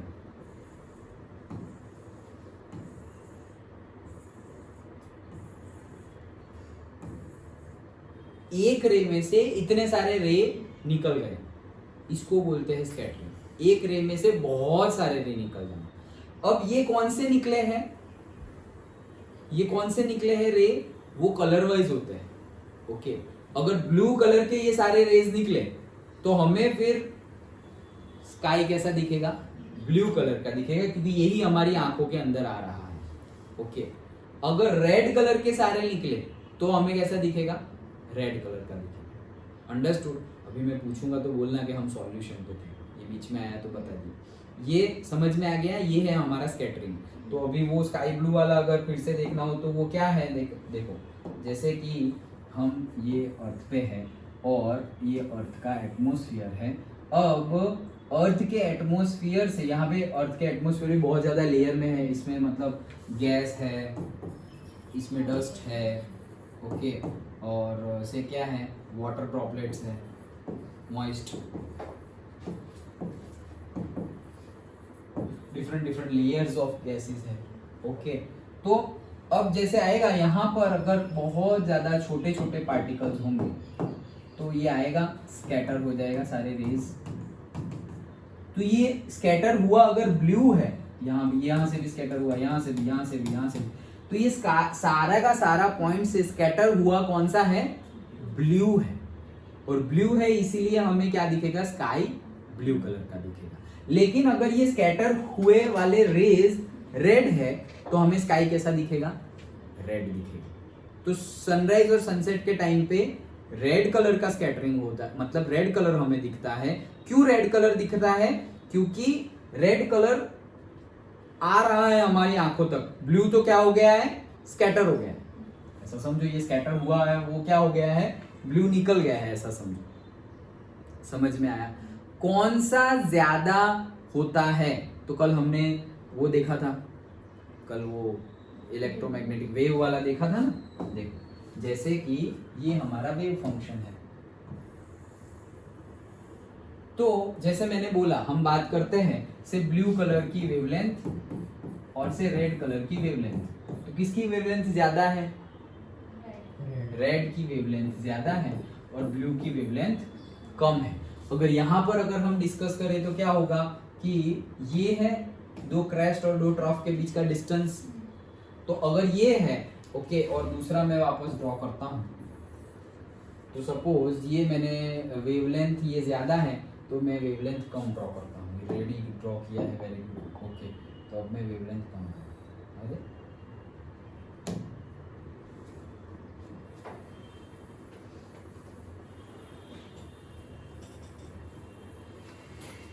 अब देखो वैसे ही पता चल रहा है ना, ये डिस्टेंस और ये डिस्टेंस, कौन सा डिस्टेंस ज्यादा है, रेड का डिस्टेंस ज्यादा है, मतलब रेड की वेवलेंथ ज्यादा है, और इनका डिस्टेंस कम है तो इनके वेवलेंथ क्या है, कम है।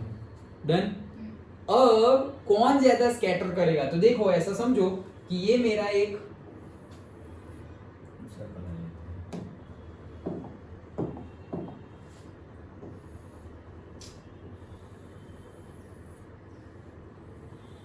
ये कोई एटमॉस्फेयर है मेरा, ठीक है वैसे ये। अब इसमें ऐसा समझो कि एटमॉस्फेयर में यहाँ पार्टिकल जैसा है,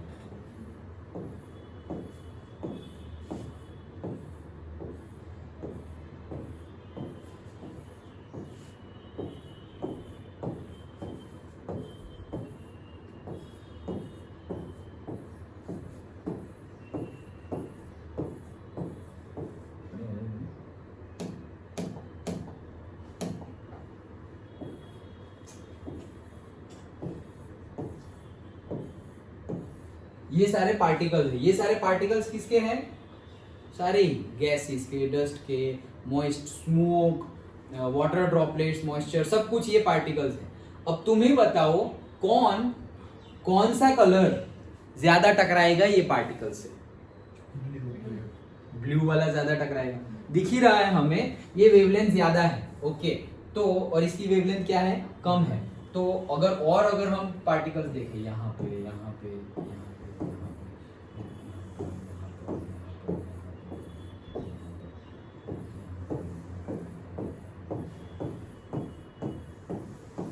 तो वैसे ही हमें दिख रहा है कि जो ब्लू कलर्ड है वो ज्यादा इंटरेक्ट करेगा ये पार्टिकल से।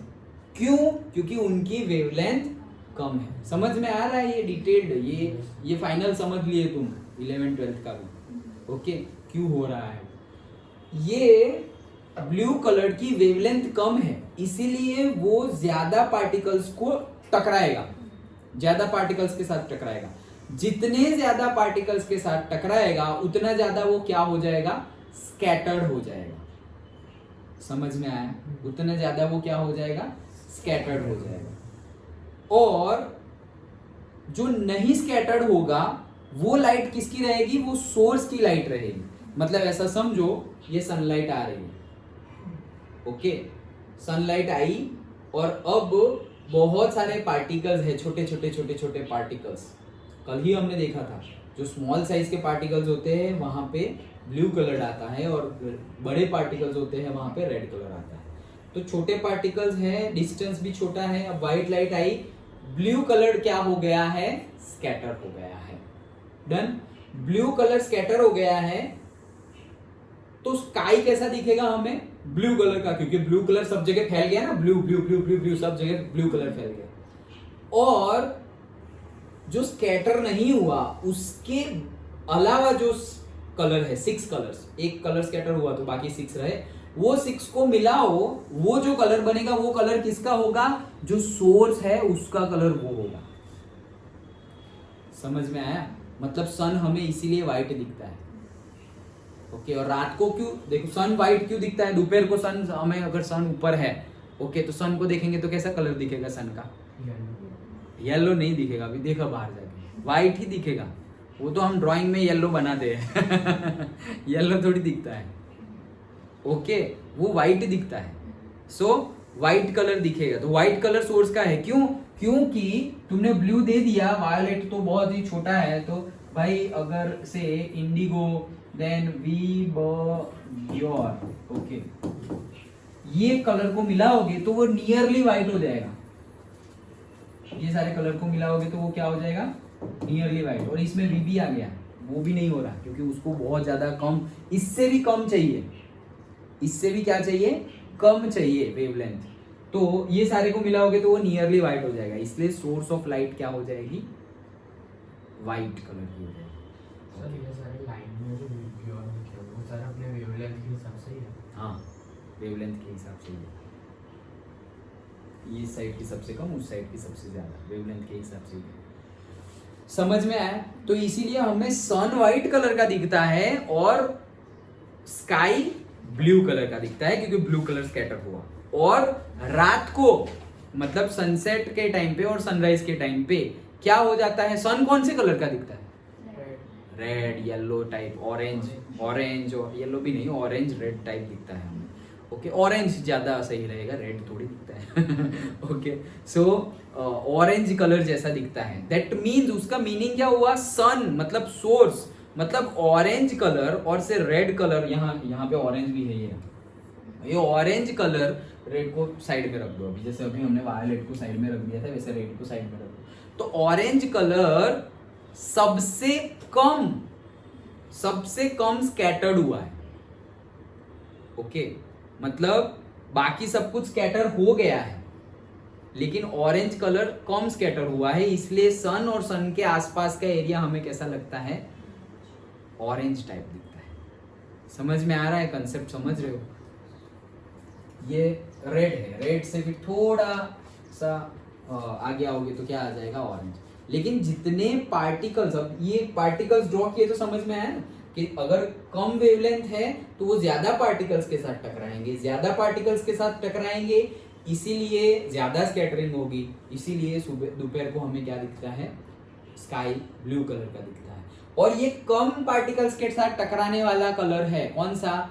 रेड, इसीलिए वो ज्यादा स्कैटर होगा नहीं, इसलिए वो दूर तक जाएगा। ये दूर तक जाएगा इसलिए तो सिग्नल में रेड कलर लेते हैं हम, क्योंकि वो ज्यादा स्कैटर नहीं होता है पार्टिकल्स जब हो तब। उसको स्कैटर करने के लिए कौन से पार्टिकल्स चाहिए? बड़े बड़े पार्टिकल्स चाहिए, तो वो ज्यादा स्कैटर करेगा। तो इवनिंग टाइम पे बड़े पार्टिकल्स होते हैं। एक्चुअली पार्टिकल्स वैसे ही रहते हैं, बट होता क्या है उसका डिस्टेंस बढ़ जाता है। कल हमने नहीं देखा था फिगर ओके, कि ये डायरेक्टली सन है तो ये इतना ही डिस्टेंस, लेकिन यहाँ पर सन से यहाँ पर है, सो उसको कितना क्रॉस करना पड़ता है, यहाँ पर ज्यादा नंबर ऑफ पार्टिकल्स है और यहाँ पे कम नंबर ऑफ पार्टिकल्स है।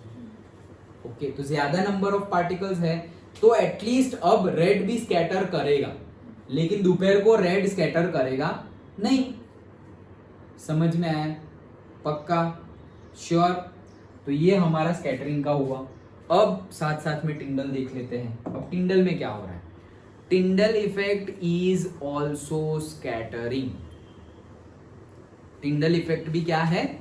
स्कैटरिंग ही है। तो भाई डिफरेंस क्या है? टिंडल इफेक्ट जनरली हमें, अगर तुमने 9th में भी देखा, ये देखो कहाँ दिखने को मिलती है?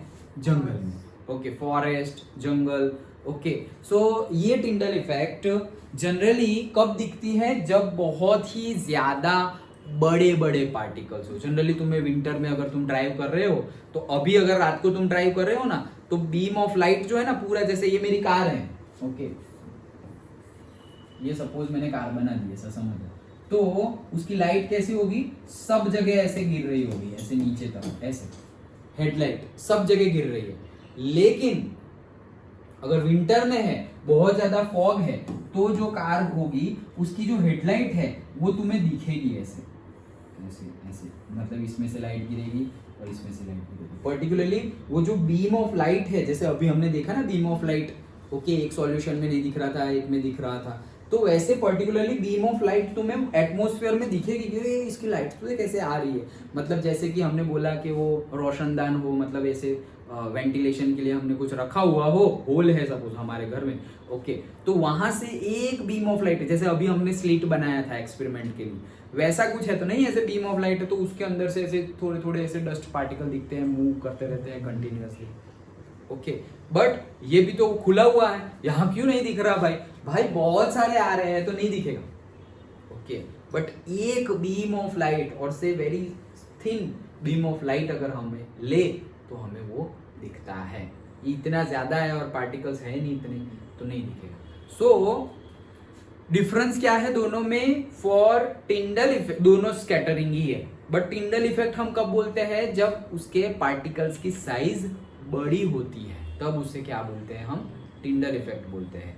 और जनरल स्कैटरिंग कब हम बोलते हैं? जब पार्टिकल की साइज छोटी हो, और उसके लिए पर्टिकुलर वर्ड भी है, रेले स्कैटरिंग। क्या बोला जाता है इसे? रेले, RAYLEIGH, रेले स्कैटरिंग। ये सब नहीं है सिलेबस में, ये बता दिया मैंने, जो भी है वो। अब तुम 11th-12th में भी अगर पढ़ो तो यही सब आएगा। ओके, इसके क्या बोलते हैं? रेले स्कैटरिंग। मतलब स्कैटरिंग तो स्कैटरिंग है ही, टिंडल इफेक्ट सिर्फ नाम अलग दिया है, वो भी स्कैटरिंग है। बट टिंडल इफेक्ट को हम टिंडल इफेक्ट वर्ड, स्कैटरिंग के लिए टिंडल इफेक्ट वर्ड कब यूज करेंगे? जब बहुत ज्यादा, जैसे फॉरेस्ट में बहुत ज्यादा मॉइस्ट के पार्टिकल्स, फॉग बहुत ज्यादा हो, धुम्मस, बहुत ज्यादा फॉग हो, तो जो लाइट की स्कैटरिंग हो रही है उसको हम क्या बोलेंगे? Tyndall effect. Otherwise smaller particle से हो रहा हो तो उसे हम क्या बोलेंगे? रेले स्कैटरिंग और सिंपली स्कैटरिंग। रेले स्कैटरिंग और सिंपली स्कैटरिंग। अंडरस्टूड? समझ में आया? पक्का? सो स्काई ब्लू, स्काई का कलर रेड, ऑरेंज, और से टिंडल इफेक्ट, स्कैटरिंग, ये लाइट, ये सब कुछ समझ में आ गया? पक्का? कोई डाउट हो तो बोल दो। सब कुछ समझ में आ गया? ओके, ये इसके पहले जो ग्राफ ड्रॉ किया था वो समझने के लिए इंपॉर्टेंट है। ये चीज कि भाई जितने ज्यादा पार्टिकल्स और जितनी कम वेवलेंथ उतना ज्यादा स्कैटरिंग, और जितनी ज्यादा वेवलेंथ उतना कम स्कैटरिंग। अंडरस्टूड?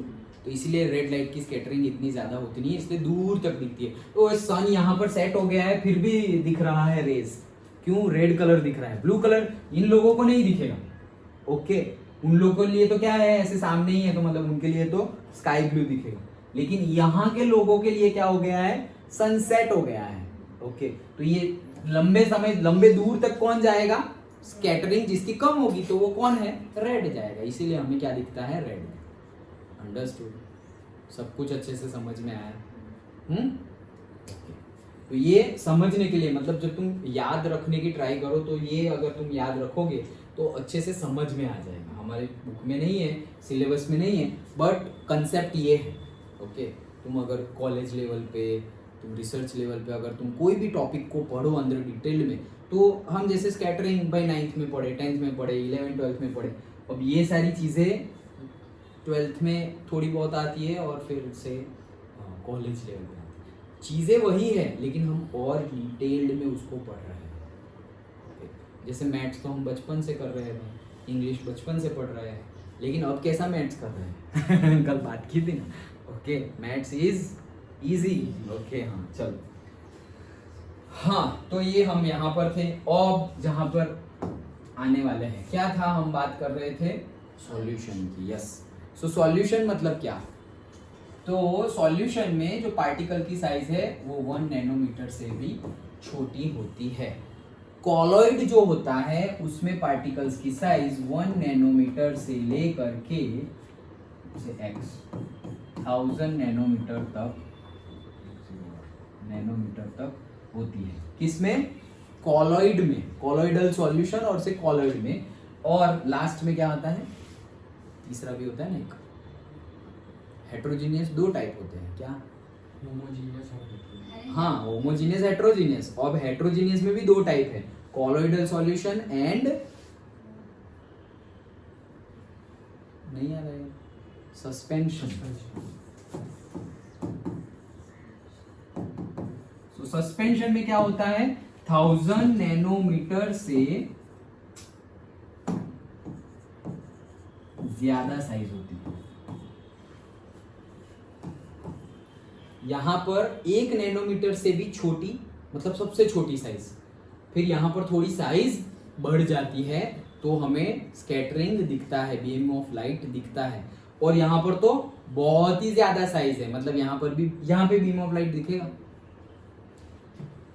दिखेगा ना, बड़ी साइज है तो टकराएगा, और टकराएगा तो स्कैटरिंग हो जाएगी। जितनी साइज बड़ी है वो तो अच्छी बात है, मतलब टिंडल इफेक्ट जैसा दिखेगा यहाँ पर, तो समझ में आ रहा है। ओके, तो पार्टिकल्स बीच में, ये रे आ रहा है और बीच में ये पार्टिकल आया, टकराया, स्कैटरिंग हो।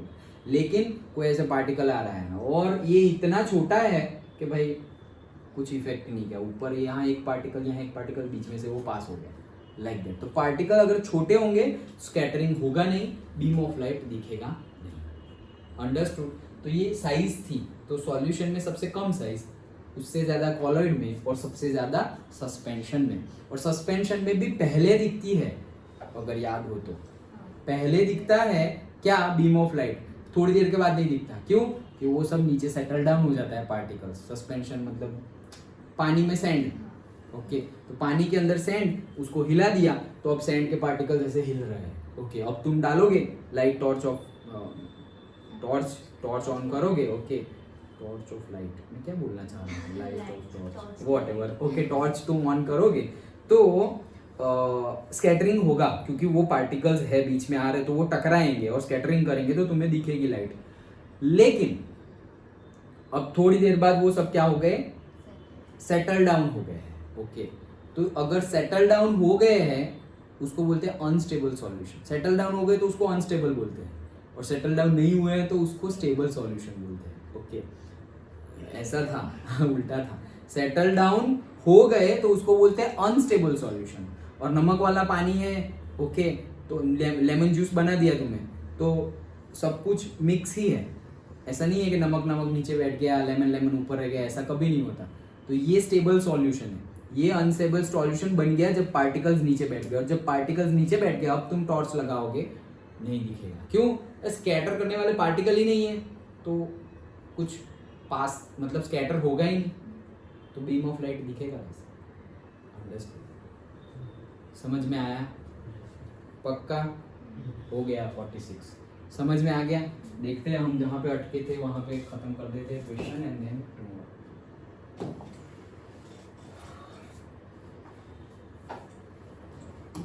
हाँ, तो हम कहाँ पे आए थे, 3 पे अभी स्टार्ट कर दिए कि नहीं, क्यों, सर ये तो ये टॉपिक कैंसिल है। कौन सा वाला, ये colour of sun and sunrise. हाँ वो तो कैंसिल, ये इसकी बात कर रहा हूँ, सर वो सर, तो फिर वो उसके टॉपिक अंदर के ही है। अंदर ही है। उसी के अंदर है हाँ, ये cancel तो out। कैंसल। लेकिन हम फटाफट देखना हो तो to observe scattering of light by colloidal particles, मतलब वही मिल्क है सपोज और उसमें से तुम कर रहे हो तो देखो डिसॉल्व 20 ग्राम ऑफ सोडियम। हाँ ये क्वेश्चन मतलब 11th-12th में भी ये क्वेश्चन पूछते हैं, 11th-12th के बाद JEE नीट में भी पूछते हैं। क्या डिसॉल्व, ये सोडियम थायोसल्फेट डाल दिया, ये ब्लू कलर का होता है। Okay sodium thiosulphate into clean water and sulphuric acid डाल दिया, HCl डाल दिया। Okay what do you observe. बहुत ही बढ़िया क्वेश्चन है ये। ओके निकाल दिया। तो ये क्या होता है, कॉलोइडल सॉल्यूशन ब्लू कलर का होता है। अब जैसे ही तुम यहाँ पे टॉर्च लगाओगे तो क्या होगा, ये पूरा का पूरा सॉल्यूशन पहले ब्लू नहीं दिखता था, पहले ब्लू कलर का नहीं होता, बट ब्लू कलर की टेंडेंसी होती है उसकी। जैसे ही तुमने टॉर्च लगाई तो वो अंदर तुम्हें ब्लू कलर दिखने को लगेगा, ब्लू कलर दिखने को लगेगा। क्यों, स्कैटर हो रहा है। ओके और कॉलोइडल सॉल्यूशन मतलब पार्टिकल्स 1 नैनोमीटर से नजदीक में है। 1 नैनोमीटर से छोटे हो तो वो कॉलॉइड है ही नहीं, लेकिन 1 नैनोमीटर से 1000 नैनोमीटर के बीच में हो तो वो क्या है, कॉलॉइडल है। तो ये कौन सा वाला कॉलॉइडल है, क्योंकि पार्टिकल्स देखो स्कैटरिंग भी क्या, कौन सा कलर दिख रहा है, ब्लू कलर दिख रहा है। तो ब्लू कलर कब दिखता है, जब ज्यादा स्कैटरिंग हो तब, या कम स्कैटरिंग हो तब। ज्यादा स्कैटरिंग हो, ज्यादा टकराए तब ब्लू कलर दिखता है। तो ये ज्यादा स्कैटर करता है, उतने ज्यादा पार्टिकल्स हैं।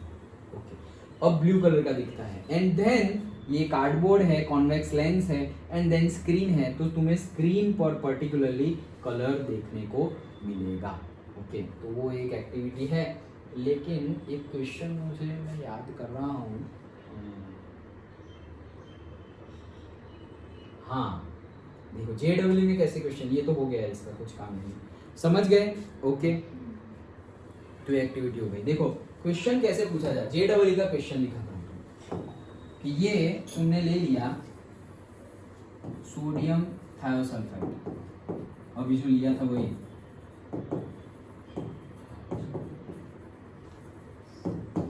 सोडियम थायोसल्फेट ले लिया तुमने, अभी जो हमने लिया था वो सॉल्यूशन। ओके अब ये कॉलॉइडल सॉल्यूशन है। ओके अब तुम यहाँ पर व्हाइट लाइट मार रहे हो। ओके तब तुम्हें ये कलर, यहाँ पे कॉलॉइडल सॉल्यूशन है ये, तो कॉलॉइडल मिक्सचर बोलो। ओके कॉलॉइडल सॉल्यूशन बोलेंगे तो वापस वो आ जाए, सॉल्यूशन कॉलॉइड एंड सस्पेंशन, वैसे 3 पार्ट है, homogeneous mixture and heterogeneous mixture. तो ये हेटेरोजेनियस मिक्सचर है। ओके हेटेरोजेनियस में भी कॉलॉइड है वो। तो यहाँ तुम्हें कौन सा कलर दिखेगा, ब्लू कलर दिखेगा। यहाँ पे ऐसे कौन सा कलर दिखेगा, ब्लू कलर। अब यहाँ पर एक स्क्रीन है, तो यहाँ पर तुम्हें कौन सा कलर दिखेगा, लाइट का। यहाँ तो ब्लू दिख रहा है, आगे यहाँ स्क्रीन पे कौन सा कलर दिखेगा, यानी मतलब ऑप्शन में व्हाइट नहीं है। हाँ ऑप्शन मुझे सोचने पड़ेंगे। अच्छा से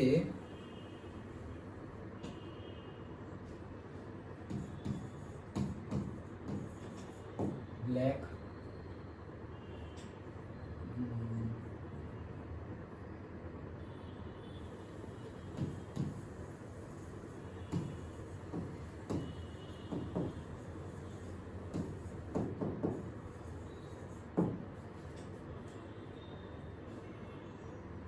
ब्लैक कलर दिखेगा, रेड कलर दिखेगा, इंडिगो दिखेगा और वायलेट दिखेगा। हाँ ब्लू, ब्लू तो यहाँ दिख गया ना, अब ब्लू जैसा ही है इंडिगो।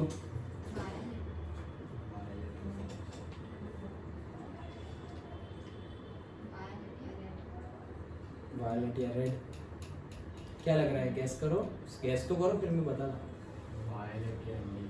वायलेट या इंडिगो वही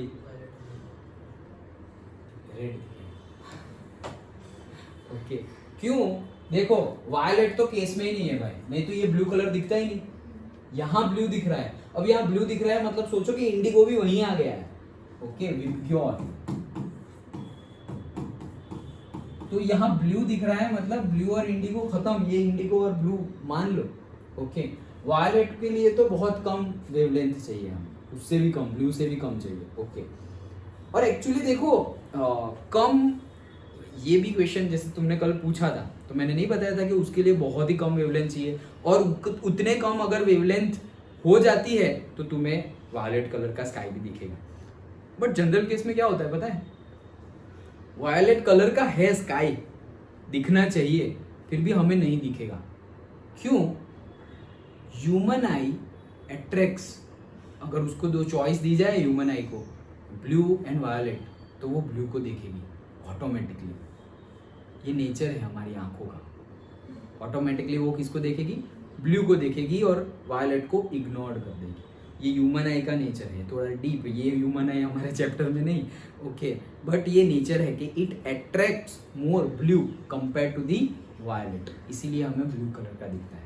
एक्चुअली अगर हमारी आंखों की कैपेसिटी को बढ़ाया जाए, जैसे कि देखो ये अभी तुम्हें आया नहीं है, 11th-12th में साइंस लिया तो आएगा, ये जो स्पेक्ट्रम बोल रहे हैं ना हम, स्पेक्ट्रम, तो अभी जो भी चीज हमें दिख रही है वो आता है हमारा डे टू डे लाइफ में, जो हम देखते हैं विजिबल लाइट स्पेक्ट्रम में आता है। किसमें? विजिबल लाइट स्पेक्ट्रम, मतलब ये जो भी चीज दिख रही है वो सारी विजिबल लाइट स्पेक्ट्रम में है। बट जैसे कि हमें माइक्रो ऑर्गेनिज्म नहीं दिख रहे हैं, ओके, क्यों? हमारी आंखों की साइज, हमारी आंखों की कैपेसिटी नहीं है कि उतने छोटी चीजें हम देख सकें। वैसे कलर भी डिफरेंट है, डिफरेंट कलर्स है यहाँ पर एटमॉस्फेयर में, लेकिन हमें पर्टिकुलर कलर ही दिखते हैं। ये भी नया लगेगा तुम्हें, ये सर क्या बात कर रहे हो? हाँ, बहुत सारे कलर है एटमॉस्फेयर में, लेकिन हमें क्यों जितने अभी दिख रहे हैं ना उतने ही कलर, कोई नया कलर नहीं दिखेगा। नए कलर एक्चुअल में है, यहीं पे है एटमॉस्फेयर में। ऐसा समझो कि यहाँ पे कोई माइक्रो ऑर्गेनिज्म है, उसका कलर ऐसा ऑड कलर है, ओके, जो हमें पता है वैसा कलर नहीं है, जो हमारे आंखें अभी देख रही है, देख सकती है, वैसा कोई कलर नहीं है, उससे अलग कलर का वो माइक्रो ऑर्गेनिज्म है। तो माइक्रो ऑर्गेनिज्म हमें नहीं दिख रहा है ड्यू टू इट्स साइज, पहली बात, और ड्यू टू इट्स जो कलर है उसकी वेवलेंथ, ओके। तो एक्चुअली विजिबल लाइट स्पेक्ट्रम जो होता है वो होता है 4000 एंगस्ट्रॉम टू 10,000 एंगस्ट्रॉम। अब तुम बोलोगे ये सब क्या है, okay, angstrom nothing but unit है, ओके, जैसे अभी नैनोमीटर लिया था, 1 angstrom is equal to 10⁻⁻10 metre, okay. तो एक्चुअली ये क्या है 4000, ये वेवलेंथ की यूनिट है। हाँ, -10 कहाँ मीटर, -10 मीटर, इतना, ओके। तो ये और दूसरा कहाँ गया 10,000, इसके बीच की जो वेवलेंथ है वही कलर हम देख सकते हैं। इसके आगे का और इसके पीछे का कोई भी कलर हमारी ह्यूमन आई देख नहीं सकती। तो जैसे साइज नहीं दिखती ड्यू टू द कैपेसिटी, वैसे भी यहां पर कैपेसिटी आ जाती है फॉर द कलर आंख की, इसलिए हमें दूसरे कलर दिखते नहीं है। कई एनिमल्स है उनको कुछ भी नहीं दिखता, black and white 2 he colour होते हैं, उनकी आंख ऐसी है। हॉर्स है, हॉर्स को हमें कितना डिग्री का दिखता है, कितने डिग्री का दिखता है हमें? मतलब अभी मैं यहाँ पे देख रहा हूँ, मैं पीछे का देख सकता हूँ क्या? 180। हॉर्स 360 का देखता है, उसको पीछे का भी दिखता है, इसीलिए ऐसा खड़ा होता है और तुम ऐसे पूंछ पकड़ गए ना, फो करके मार देगा गधे को, हॉर्स को 360 दिखता है, पीछे भी दिखता है उसको। उसकी आंखें हमारे जैसे ऐसे सीधे नहीं होती, यहाँ लगाई हुई होती है, एक यहाँ एक यहाँ, ओके। तो उसको पूरा व्यू दिखता है। बट यहाँ प्रॉब्लम क्या है पता है, उसको तो हमसे ज्यादा दिखता है, लेकिन होता क्या है, हमारी दोनों आंखों में रेज गई, वो कन्वर्ज हो रही है, लेंस है वो कन्वर्ज हो रही है एक ही, जैसे कि मैं देख रहा हूँ तो वो कन्वर्ज हो रही है और मुझे दिख रहा है। यहाँ पर उसको एक टाइम पे एक ही चीज दिखेगी, मतलब वो यहाँ दिख रहा है, अब यहाँ भी आदमी दिखेगा, यहाँ भी आदमी दिखेगा। अब ये आदमी सपोज पास आ रहा है और ये आदमी दूर जा रहा है, वो कंफ्यूज हो रहा है कौन सा नजदीक आ रहा है कौन सा पास जा रहा है। समझ में आया? उस यहाँ पे हमारी आंखें में से जो रे निकल रही है, मतलब निकल नहीं रही है, जो आंखें में रेज आ रही है वो एक ही जगह से आ रही है और कन्वर्ज कर रही है। मतलब कि जिसको हम देख रहे हैं, सपोज कि मैं चेयर को देख रहा हूँ तो चेयर पे सारी रेज गिरी और सारी रेज मेरी आंखों में आ रही है। लेकिन यहाँ पे हो क्या रहा है हॉर्स के केस में कि और अब चेयर आगे आएगी और पीछे जाएगी तो मुझे दिखेगा क्योंकि वैसे रेस भी चेंज हो रही है। लेकिन ऐसा समझो कि हॉर्स यहाँ पे ऐसे खड़ा है, ये साइड एक आदमी है तो 10 मीटर दूर खड़ा है, ये साइड भी आदमी है 10 मीटर दूर खड़ा है, ये आदमी उसके नजदीक आ रहा है कुछ मारने के लिए और ये आदमी दूर जा रहा है। It can not identify, it can not make decision कौन सा आगे आ रहा है और कौन सा पीछे जा रहा है। ये उसका प्रॉब्लम है। ओके, तो हम सोचेंगे उनको कितना अच्छा है, ये प्रॉब्लम भी है साथ में। हमें पता ही, उनको पता ही नहीं चलेगा। जैसे हमें पता चलता है कि कोई हमारे नजदीक आ रहा है, वो हमारे से दूर जा रहा है, उनको भी पता चलेगा बट वो रेंज के बाहर जाने के बाद। मतलब ऐसे ये साइड से भी वो देखता है, फिर ऐसे मुंडी घुमा के यहाँ से भी ऐसे करके देखता है, फिर पता है हाँ ये दूर ही जा रहा है। दोनों तरह से देख लेता है, ये आँख से देख रहा है दूर जा रहा है, ये आँख से भी दूर ही जा रहा है। मतलब अब वो ऐसे इसलिए मुंडी घुमाता रहता है, ऐसे ऐसे ऐसे ऐसे करते रहते हैं। ओके, तो बहुत कुछ है, हमारे सिलेबस जितनी दुनिया नहीं है। ओके हाँ, तो हम यहाँ पर थे तो रेड कलर दिखेगा, समझ में आया क्यों रेड कलर दिखेगा? क्योंकि इंडिगो और ब्लू तो खत्म ही हो गए और इसके लिए तो बहुत ही कम चाहिए।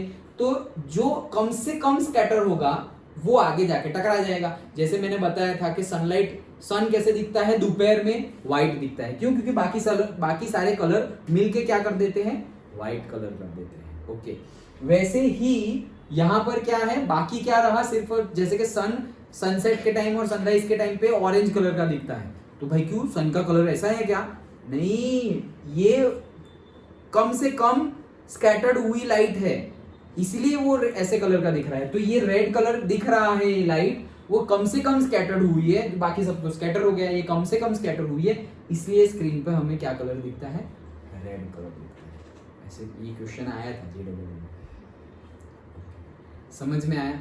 सो नेचर की ब्यूटी बहुत अच्छी है, बहुत वास्ट है, हमें कुछ भी नहीं पता है, मतलब कुछ भी नहीं पता है, मतलब हम ऐसा मान लेके हमें बहुत कुछ पता है, वहाँ पे इट्स नॉट द एंड। ये कब, मतलब पहले तुम मानो, बोलो best, I am the best, I am the best. जब ईगो आ जाए ना, ईगो नहीं आना चाहिए, तुम मानो, एफर्मेशन स्टार्ट करो, रोज मानो, बोलो। बट कल बताया था ना एफर्मेशंस के बारे में, स्टार्ट किया, कुछ लिखा, कुछ सोचा, करो, ये हैबिट बन जानी चाहिए। हैबिट बन जाएगी तो तुम छोड़ ही नहीं पाओगे, तुम छोड़ नहीं पाओगे, क्योंकि उसके बेनिफिट मिल रहे हैं ना। रोज की एक सोने का अंडा देने वाली मुर्गी मिल जाएगी तुम्हें। ओके, फिर नहीं किया मतलब क्या, तुमने काट दी मुर्गी। फिर एफर्मेशन नहीं किया मतलब क्या, हाँ चलेगा ये वो। और फिर ऐसा भी नहीं कि थोड़े दिन किया सर फर्क नहीं पड़ा, नहीं, वो तो किसी को जल्दी फर्क पड़ेगा, किसी को कम। वो एग्जाम्पल दिखाया था ना, तुमने 1000 टाइम बोला हो तो 1000 टाइम सही बोलना पड़ेगा, नहीं तो तब तक तो तुम नेगेटिव में ही हो अभी तो वो बोलोगे, हो जाएगा। फिर नहीं बोलते हमारे उसमें एक फ्रेज है कि दिन में एक बार, ऐसे कहावत है, फ्रेज है गुजराती में, कि दिन में एक बार सरस्वती माता हमारे मुंह पर, हमारे टंग पर विराजते हैं, ऐसा बोला जाता है। इसीलिए कभी भी अशुभ नहीं बोलना चाहिए, इसलिए बोलते अरे शुभ शुभ बोलो, अरे शुभ शुभ बोलो।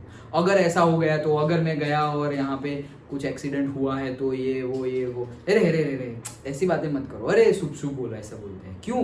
क्योंकि ऐसा बोलते हैं, ऐसी बिलीफ सिस्टम है, बिलीफ सिस्टम, हाँ एक्सेप्ट मत कर लेना डायरेक्ट, बिलीफ सिस्टम है कि जो अगर हम कंटिन्यूअसली कुछ ना कुछ बोल रहे हैं और वही टाइम पे 24 घंटे में एक बार माता जी होते हैं, ओके, तो वही टाइम पे अगर माता जी हुए और तुमने अच्छा बोला वो अच्छा हो गया और बुरा बोला तो बुरा हो गया। 24 घंटे अच्छा ही बोला ना, पॉजिटिव, जो भी होगा तो सब सही ही होगा।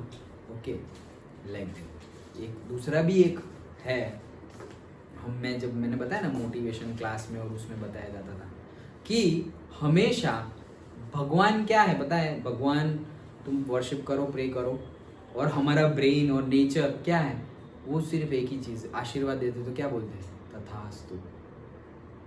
तो ये हमें, मैंने एक मोटिवेशन सेमिनार अटेंड किया था तब, कि भाई कि भगवान क्या बोलते हैं, तथास्तु। तुम बोलोगे भगवान जी ये भी खराब है, वो भी खराब है, ये हो गया, वो हो गया, ये वो, भगवान बोलेंगे तथास्तु।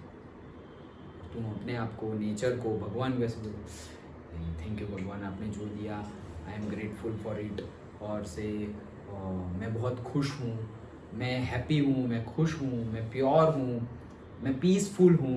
भगवान बोलेंगे तथास्तु। तो पीसफुल, अब भगवान ने बोल दिया मतलब पीसफुल हो गए, क्योंकि तुम बोल रहे हो ना, इसलिए जिस नहीं बोलते कि the way you thought the way you become, जैसा सोचते हैं वैसे हम बन जाते हैं। तो ऐसा कैसे हो सकता है? अभी मैं सोचूं कि भाई मैं ऐसे कुछ से भगवान हूँ, तो क्या मैं भगवान बन जाऊंगा?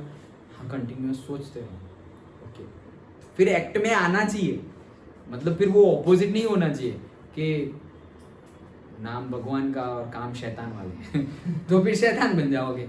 एक्ट में क्या आ रहा है वो भी देखना चाहिए। तो कंटिन्यूअसली अगर पॉजिटिव पॉजिटिव पॉजिटिव अगर तुम सोचते रहोगे, सोच में से वो स्पीच में आने लगेगा और स्पीच में से वो बिहेवियर में आता रहेगा। ओके, अफर्मेशंस नेसेसरी, रोज बोलो, रोज अफर्मेशन बोलो। अपनी चैनल पे भी एक प्लेलिस्ट है डेली अफर्मेशन का। ओके, तो अभी थोड़े दिन से मैंने अपलोड नहीं किया है उसमें कुछ, बट ऑलमोस्ट 15-20 जैसे एफर्मेशंस हैं।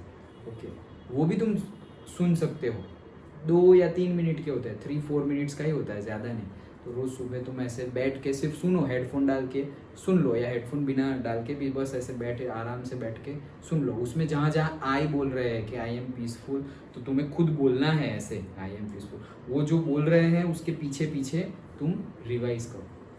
अपनी चैनल पे ही है अफर्मेशन का प्लेलिस्ट। ओके, वो भी तुम यूज़ कर सकते हो, लेकिन वो डे टू डे लाइफ के लिए है, तुम करो बेनिफिट होगा। लेकिन मैं कल जो तुम्हें बताया वो स्टडी के रिलेटेड बताया था, स्टडी के रिलेटेड भी तुम्हें कोई भी ऐसे डाउट हो, डर लग रहा हो, एफर्मेशन से ऐसे दूर हो जाए, ऐसे चुटकियों में। ओके, तो ये हमने एक्टिविटीज देख ली। अब कल tomorrow we will discuss in text questions, exercise questions. Already हमने जो डिस्कस किया वही सब है। मेनली जो हमें डिस्कस करना था वो हमने वापस आज Tyndall effect, scattering, solution, size, वो सब देख लिया है। अब कल जो भी एक्सरसाइज और इन टेक्स्ट के क्वेश्चंस है वो देखेंगे, उसके बाद क्या करना है, एसेस करें।